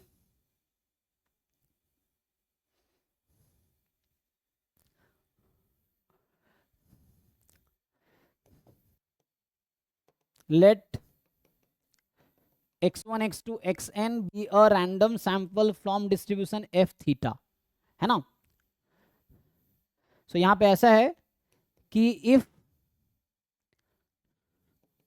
f theta has only one parameter, मान लो ऐसा है only one parameter, if f theta मतलब सिर्फ जो पॉपुलेशन का CDF है या PDF है, PMF है, this has only one parameter, then जैसे अभी हम देख रहे थे ना, 2 डायमेंशनल स्टैटिस्टिक आ रहा था जो जॉइंटली सफिशिएंट हो रहा था, तो वो कभी भी कंप्लीट नहीं हो पाएगा। ये थ्योरम है कि जैसे मान लो एक ही पैरामीटर, एग्जांपल के लिए अभी हमने देखा था कि यूनिफॉर्म थीटा थीटा प्लस 1 था, ठीक है ना। मैं इस थ्योरम लिखने से पहले मैं तुम्हें ये बताता हूँ, जैसे अभी के लिए मान लो कोई भी क्वेश्चन है, x1 x2 xn, this is IID uniform theta 2 theta plus 1 है, तो इसमें क्या आया था, सफिशिएंट एस्टिमेटर क्या आया था, ये जो है, ये जो आया था x1 xn फर्स्ट ऑर्डर, है ना, दिस इज जॉइंटली सफिशिएंट, ये जॉइंटली सफिशिएंट था, this is jointly sufficient estimator. तो ये जॉइंटली सफिशिएंट कैसे आता है, फैक्टराइजेशन थ्योरम अभी मैंने करके दिखाए थे। अब यहाँ पे पैरामीटर तो एक ही है ना, थीटा ही बस parameter, number of parameter is 1, and what is dimension of this estimator, dimension समझ आता है आपको, जैसे ऑर्डर पेयर है तो वो R² में बिलोंग करेगा, क्योंकि मैं बोल रहा हूँ ऑर्डर पेयर है, तो यहाँ जो T है ना, एक्चुअली ये बोल रहा हूँ T 2 डायमेंशनल है। क्यों 2 डायमेंशनल है, क्योंकि ऑर्डर पेयर है ना, तो ऑर्डर पेयर कहाँ बिलोंग करता है, R² में। ऑर्डर ट्रिपलेट कहाँ बिलोंग करेगा, R³ में। कोई सिंगल नंबर है कहाँ बिलोंग करेगा, R में। तो मतलब T का डायमेंशन 2 है, यहाँ मैं बोल रहा हूँ dimension of the estimator is 2।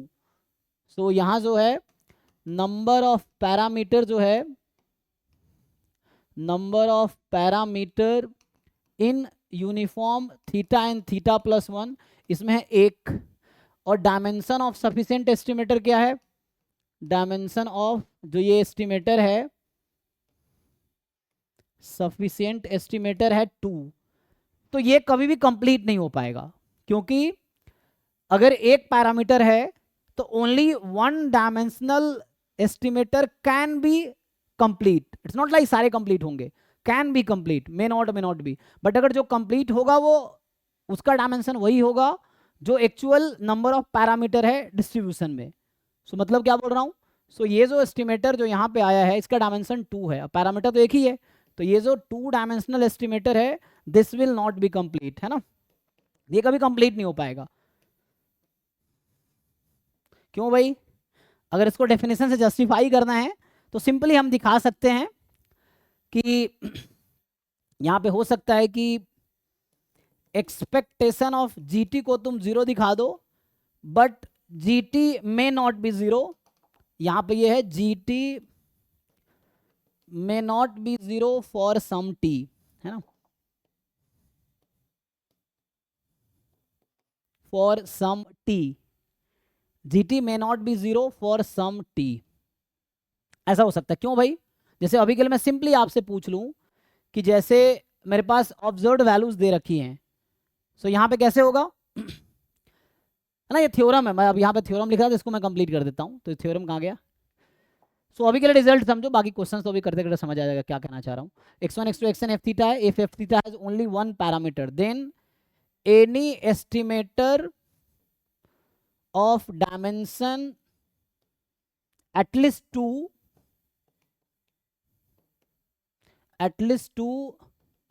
will never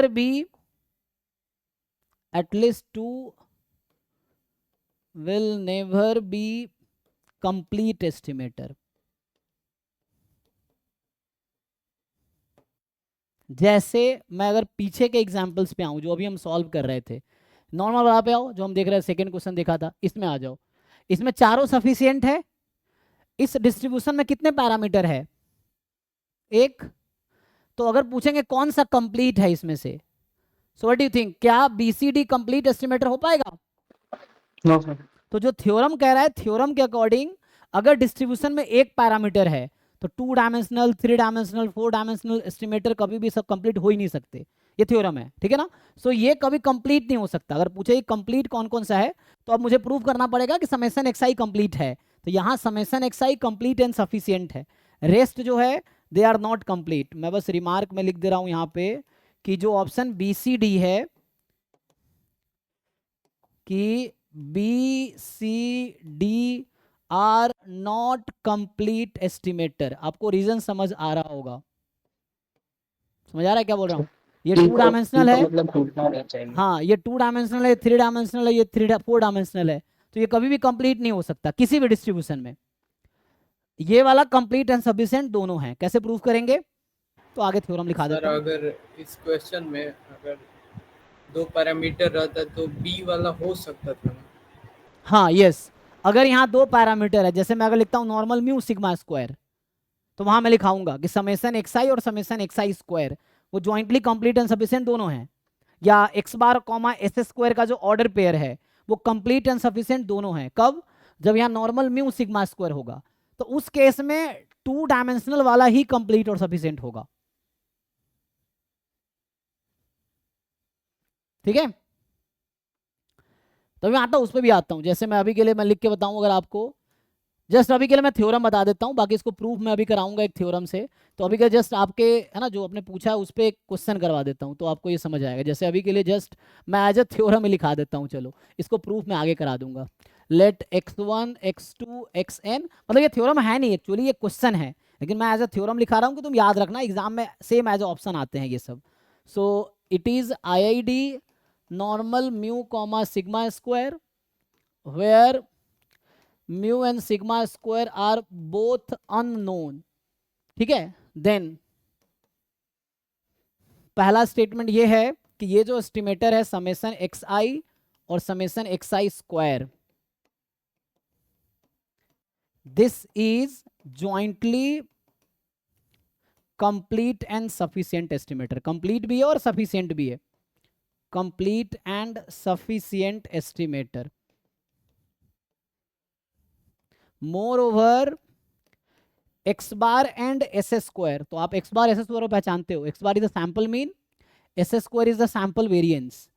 this is jointly complete and sufficient.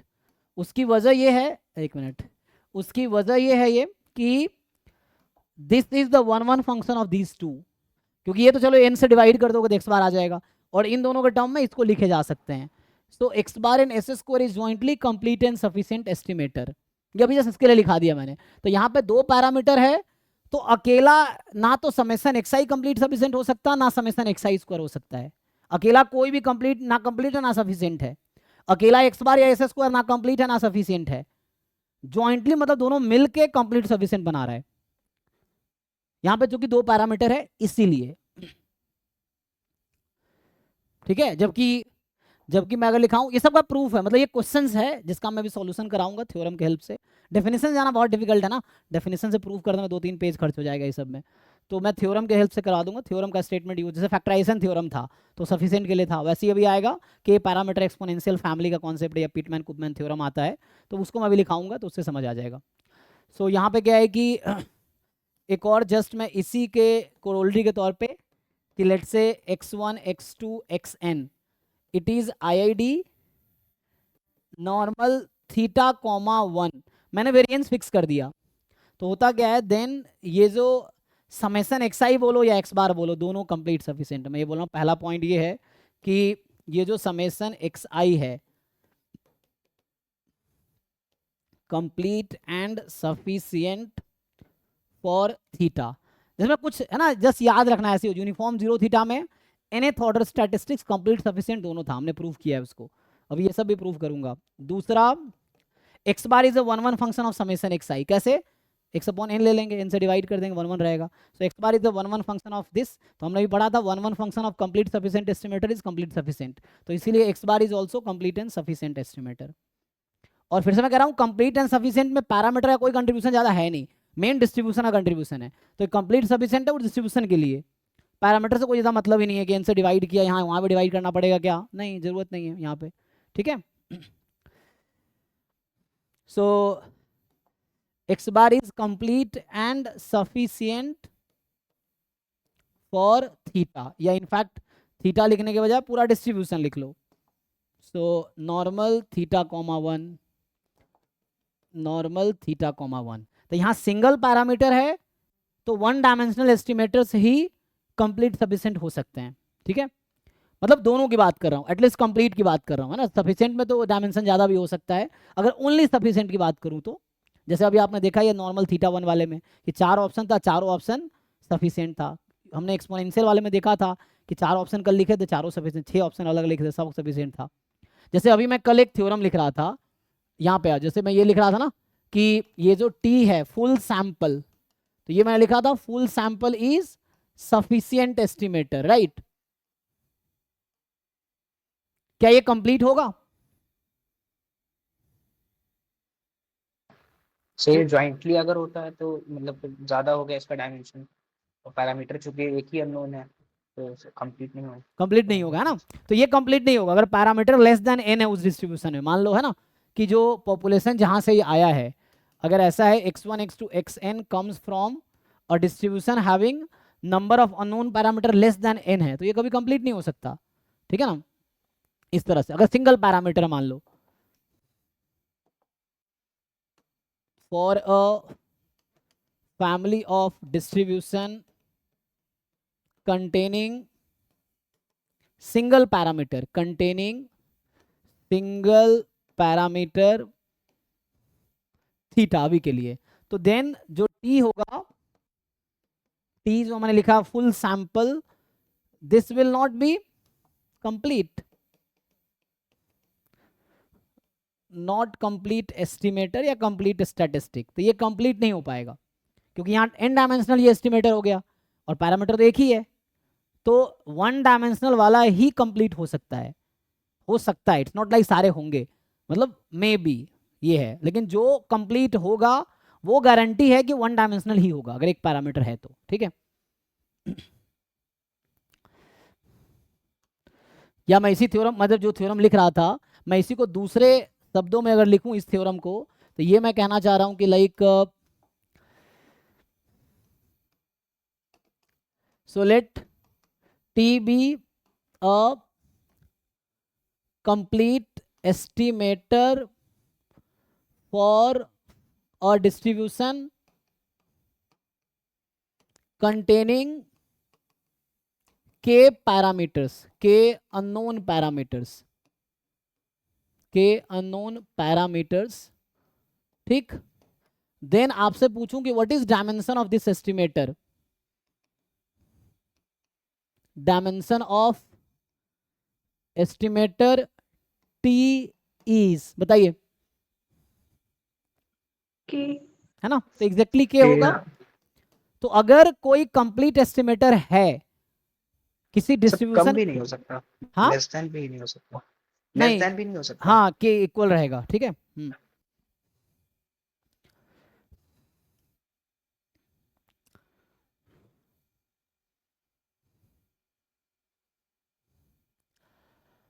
तो अभी के लिए एक दो क्वेश्चंस करवा देता हूँ, टाइम बचा, ये खत्म हो गया तो अभी है ना। चलो एक दो क्वेश्चंस देख लो।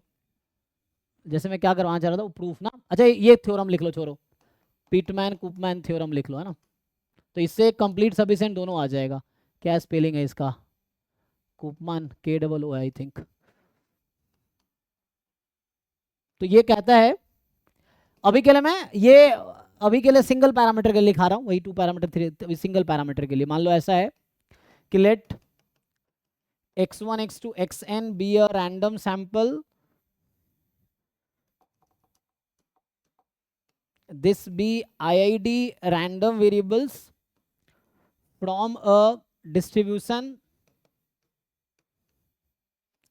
containing single parameter theta. अभी मैं सिंगल पैरामीटर के लिखा रहा हूं, थीटा, सच दैट PDF या PMF, है ना, अगेन डिपेंड्स ऑन डिस्क्रीट या कॉन्टिन्यूअस। तो कॉन्टिन्यूअस है तो PDF, डिस्क्रीट है तो PMF। So such that PDF and PMF can be written as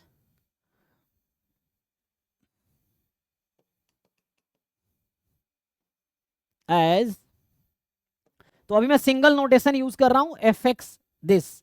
तो इसका मतलब ये हो गया कि ये PDF PMF दोनों को रिप्रेजेंट कर रहा है, ठीक है। तो अगर आप इसको ऐसा अगर लिख सकते हो आप कि log ऑफ, फॉर एग्जांपल कोई फंक्शन ले लो, लेट से अभी के लिए मान लो AX plus B theta plus मान लो यहां से क्या लिख दूं, CX और कोई फंक्शन ले लो, लेट से H ऑफ थीटा, इसको बदल दो तो HX इंटू G थीटा, मान लो ऐसा है लेट से। तो एक तो रेस्ट्रिक्शन यहाँ ये आता है कि parameter should be, support should be free of parameter, एक ये भी लिखना पड़ेगा, इन विच, है ना,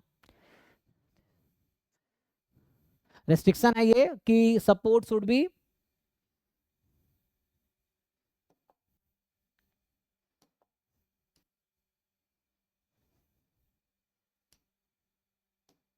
such that support of X is free of parameter theta,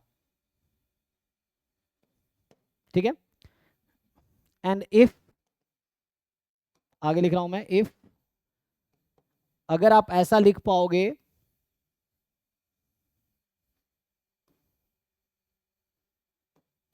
सो मान लो if you can write PDF as log AX plus B theta plus HX into G theta, then T जो एस्टिमेटर होगा जो कि होगा summation H of XI, I from 1 to N। तो अगर H से दिक्कत है ना, कोई नया फंक्शन ले लो, जैसे बुक में क्या करता है यहाँ पे, जैसे कोई भी ले लो ABCD, क्या फंक्शन ले लो, ABCD EF GH IJ के कुछ भी ले लो ना, T ले लूँ, कुछ भी U समथिंग, चलो H हमने पहले यूज किया नोटेशन में, इसलिए H को अवॉइड कर रहा हूँ, अगर लिखना है तो कोई दिक्कत नहीं, रहे दो। तो HX summation XI, this is complete and sufficient for theta, है ना, for this distribution, complete and sufficient estimator दोनों होगा। ये सिंगल पैरामीटर के लिए अभी लिखा हूं, यही 2 पैरामीटर 3 पैरामीटर सबके लिए वैलिड है ये। तो आगे मैं इसको जनरलाइज करूंगा। अभी क्या किया हमने, अगर हम PDF को ऐसा लिख सकते हैं तो हम बोलेंगे कि जो T है समेशन ना लेकिन ये उसके लिए है जहां सपोर्ट फ्री है पैरामीटर से, सिर्फ उसके लिए है। एक बार पढ़ लो ठीक से, मैं इस पे एक क्वेश्चन करके दिखाता हूँ, जो पहले सॉल्व किया वही वाला क्वेश्चन करके दिखाता हूँ।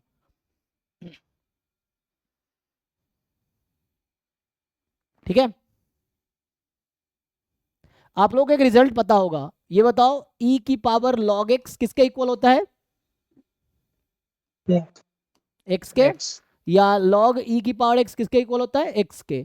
तो हमें अगर यहाँ log लाना है तो कोई दिक्कत नहीं है, मैं x को लिख सकता हूँ e की पावर log x। तो हमारा जो fx है ना, इसको मैं क्या करूंगा, ऐसा लिखूंगा e की पावर log fx, ऐसा लिख सकते हैं ना, किसी भी पीडीएफ को मैं ऐसा लिख सकता हूँ।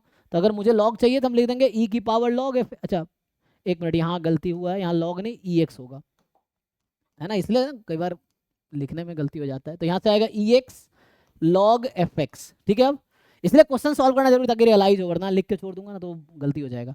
तो exp मतलब एक्सपोनेंशियल ऑफ e की power ax plus B theta plus hx into G theta, और यहाँ exp ऐसा लिखूंगा मैं पीडीएफ को। एग्जाम्पल के लिए पीडीएफ या पीएमएफ कुछ भी हो, अभी के लिए एग्जाम्पल एक लिख लो।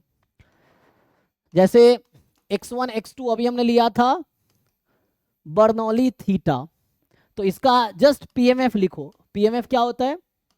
थीटा की पावर x 1 माइनस थीटा की पावर 1 माइनस एक्स, यही पीडीएफ पीएमएफ जो भी है। इसको मैं ऐसा लिख सकता हूँ क्या, exp of log of theta की पावर x 1 माइनस थीटा की पावर 1 माइनस एक्स। exp का मतलब है एक्सपोनेंशियल, ठीक है ना, एक्सपोनेंशियल e की पावर, exp मतलब e की पावर, एक्सपोनेंशियल ऑफ log, तो आपको पता है e की पावर log सेम ही रहता है। तो exp एज इट इज रखो, इसको log को खोलो, तो हो जाएगा x log थीटा, एक मिनट कहाँ गलती हुआ यहाँ पे, तो 1 minus x log 1 minus theta, इसको और थोड़ा सिंप्लीफाई कर लो, तो exp उसको ब्रेक कर दो, तो ये हो जाएगा log 1 minus theta, x common ले सकते हैं, प्लस x कॉमन लेंगे, सो log theta upon 1 minus theta, ऐसा लिख सकते हैं क्या हम लोग? चेक कीजिए, सही है जो अभी लिखा मैंने, ध्यान से देखो।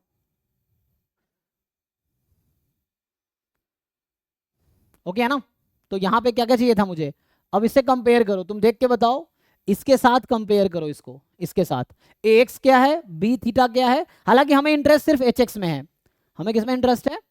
hx में, बाकी क्या है उससे फर्क थोड़ी पड़ता, हमें तो इंटरेस्ट hx में है, क्योंकि यहाँ hx मुझे क्या देगा, कंप्लीट सफिशिएंट एस्टिमेटर देगा। लेकिन ax b theta, ax is the only function of x, b theta is only function of theta, इसमें कहीं x नहीं होने चाहिए, इसमें कहीं थीटा नहीं होने चाहिए, और यहाँ पे H X into G theta, या ऐसा लिख दूं एच एक्स कॉमा जी थीटा, इस तरह समझ लो। बताओ समझ आ रहा है? तो यहाँ पे अगर लिखूंगा ना मैं, तो बीच में कुछ नहीं है, तो इसको जीरो कर दो तुम अभी के लिए, E X P zero plus, तो जो ए एक्स लिखा वो जीरो है, B theta is this H X into G theta, तो एच एक्स क्या है मेरे पास, H X I got is X. तो यहाँ से क्या समझ आया कि टी मैंने क्या बोला था, क्या लेना है, एच ऑफ एक्स आई का समेसन, सो यहां से आ जाएगा summation H of X I from 1 to n, जो कि हो जाएगा summation x I from 1 to n is complete and sufficient by that theorem, complete and sufficient. अब आप ये भी जानते हो कि one function of complete and sufficient is complete and sufficient, तो समेसन एक्स आई का वन फंक्शन एक्स बार है, तो यू कैन ऑल्सो राइट, मान लो इसको T1 बोल दो अभी के लिए, तो जो T2 होगा x bar is also complete and sufficient, because one function of complete and sufficient is complete and sufficient. कोई डाउट है इसमें किसी को? देख लो एक क्वेश्चन और कर, पीछे वाला स्लाइड ले। हाँ एक क्वेश्चन और करके दिखाता हूँ, ठीक है। तो मेनली तुम कंपेयर करोगे, तो ये ax के प्लेस पे 0 है, b थीटा के प्लेस पे log 1 माइनस, हालांकि इससे मुझे कोई मतलब नहीं है, ax b थीटा से कोई मतलब नहीं है, मतलब हमें hx से है, तो मेनली जो hx इंटू जी थीटा है, तो जो hx है उसके प्लेस पे x आया सिर्फ, ये जी थीटा है, this is a G theta, तो यहां से तो summation H X I from 1 to n complete and sufficient estimator होगा।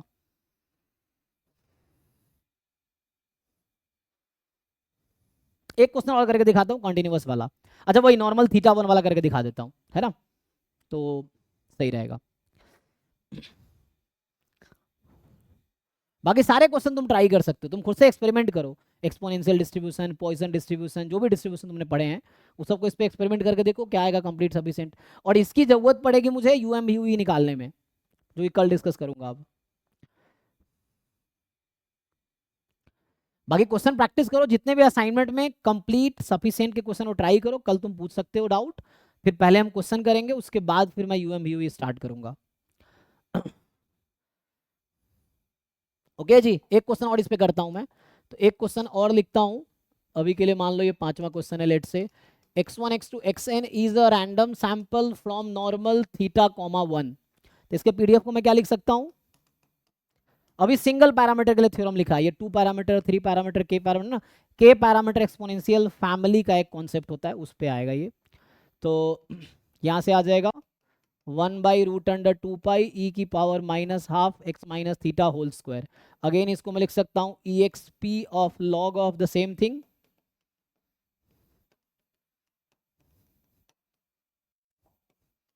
ठीक।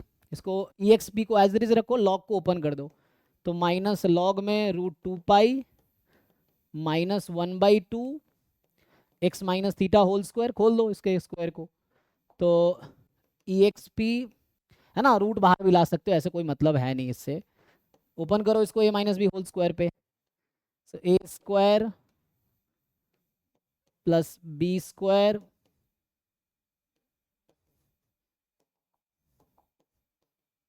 यही आएगा, चेक कर लो।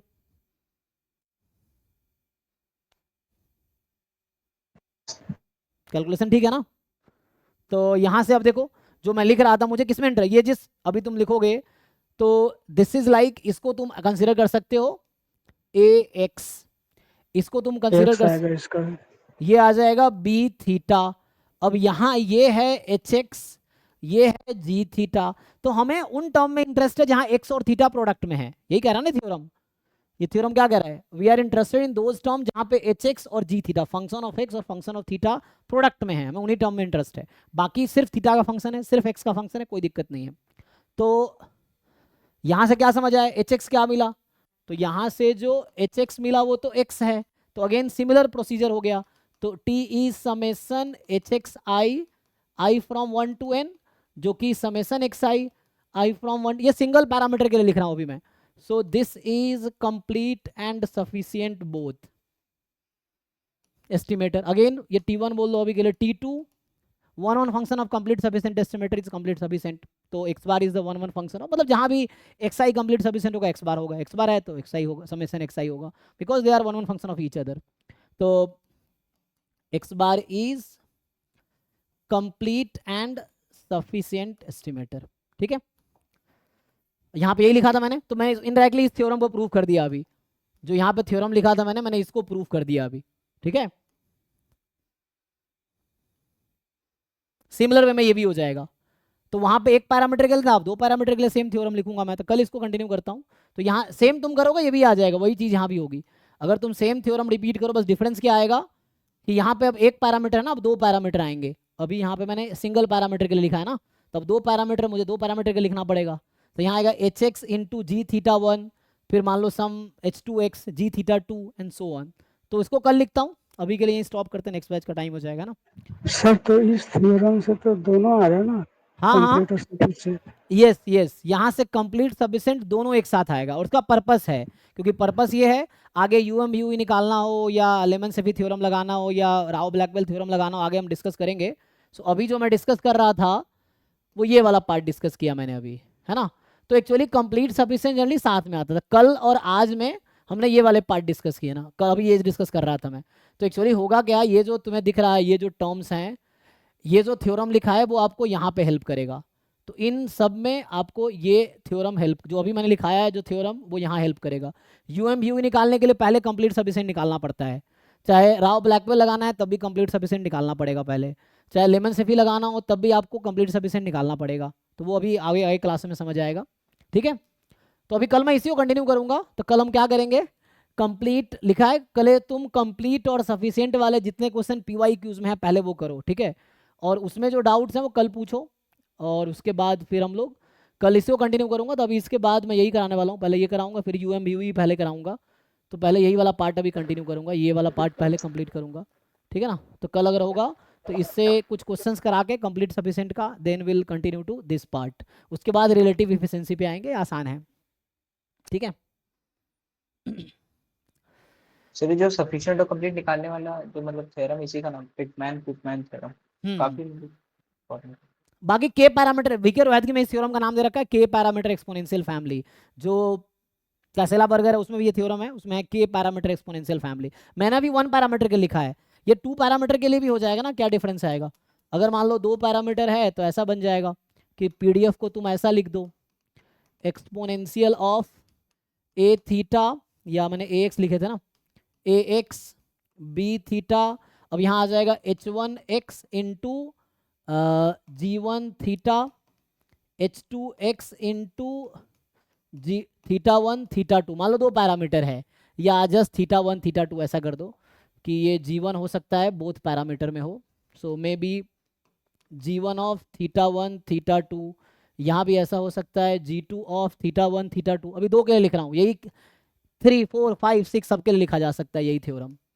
तो थीटा 1 थीटा 2 ऐसा है। तो अगर आप ऐसा लिख पाओगे, जैसे नॉर्मल म्यू सिग्मा स्क्वायर वाला है, तो mu is theta 1 sigma square is theta 2, मतलब 2 पैरामीटर हैं तो मैं लेवल कर रहा हूँ थीटा 1 थीटा 2, वहाँ म्यू थीटा 1 है सिग्मा स्क्वायर थीटा 2 है। तो अगर इसके लिए तुम लिखोगे यही थ्योरम, तो ये थ्योरम अगर तुम अप्लाई करो, सो पीडीएफ को इस फॉर्म में लिख दो, तो यहाँ से जो बन के आएगा, यहाँ जो टी बनेगा वो होगा क्या लिखोगे, summation h of xi h1 xi I from 1 to n, comma summation h of h2 of xi I from 1 to n. This is complete and sufficient. तो अगर तुम इतना करोगे ना तो ये थ्योरम प्रूव कर पाओगे। अगर तुम ये दिमाग इतना लगा पाओ अगर, तो ये वाला थ्योरम हो जाएगा पहला वाला जो मैंने लिख रखा है। यही चीज़ तुम सेम चीज़ करो, इसका पीडीएफ लिखो और इस पीडीएफ को फिट करो इस पे फॉर्म पे। तो इस पे फिट करोगे तो तुम्हें एच एक्स आएगा, समेसन एक्स आएगा, h1x h2 x स्क्वायर आएगा, तो वो summation x i square complete sufficient हो जाएगा। और x बार और एस स्क्वायर क्या होता है, इन दोनों का फंक्शन ही तो है, तो 1 1 फंक्शन होगा तो वो भी कंप्लीट सफिशिएंट हो जाएगा। ठीक है, तो इस पे अप्लाई करके देख लो। अभी कल कंटिन्यू करता हूँ, अभी नेक्स्ट बैच स्टार्ट करता हूँ। बाकी सॉल्व करो, कंप्लीट सफिशिएंट का क्वेश्चन सॉल्व करो, कल पूछो अगर नहीं होता है कोई क्वेश्चन पीवाईक्यूज में से। अभी पीवाईक्यू पहले करो, ठीक है ना। डीपीपी में ज़्यादा डिफिकल्ट क्वेश्चन है, थोड़े आउट बाहर वाले क्वेश्चन भी हैं उसमें ज़्यादा, जो एग्जाम में आते नहीं जैसे रहे क्वेश्चन। फिर भी प्रैक्टिस करोगे तो ज्ञान तो बढ़ेगा ही, ठीक है सर। जी। वो क्लास नोट अपलोड करने की बात किए थे, तो वो थोड़ा देख लीजिए। क्लास नोट्स अपलोड तब क्योंकि मैं तो सेव करता हूँ कि इसका लिमिटेड स्टोरेज है, उसके लिए तुम्हें ही कुछ करना पड़ेगा। तुम में से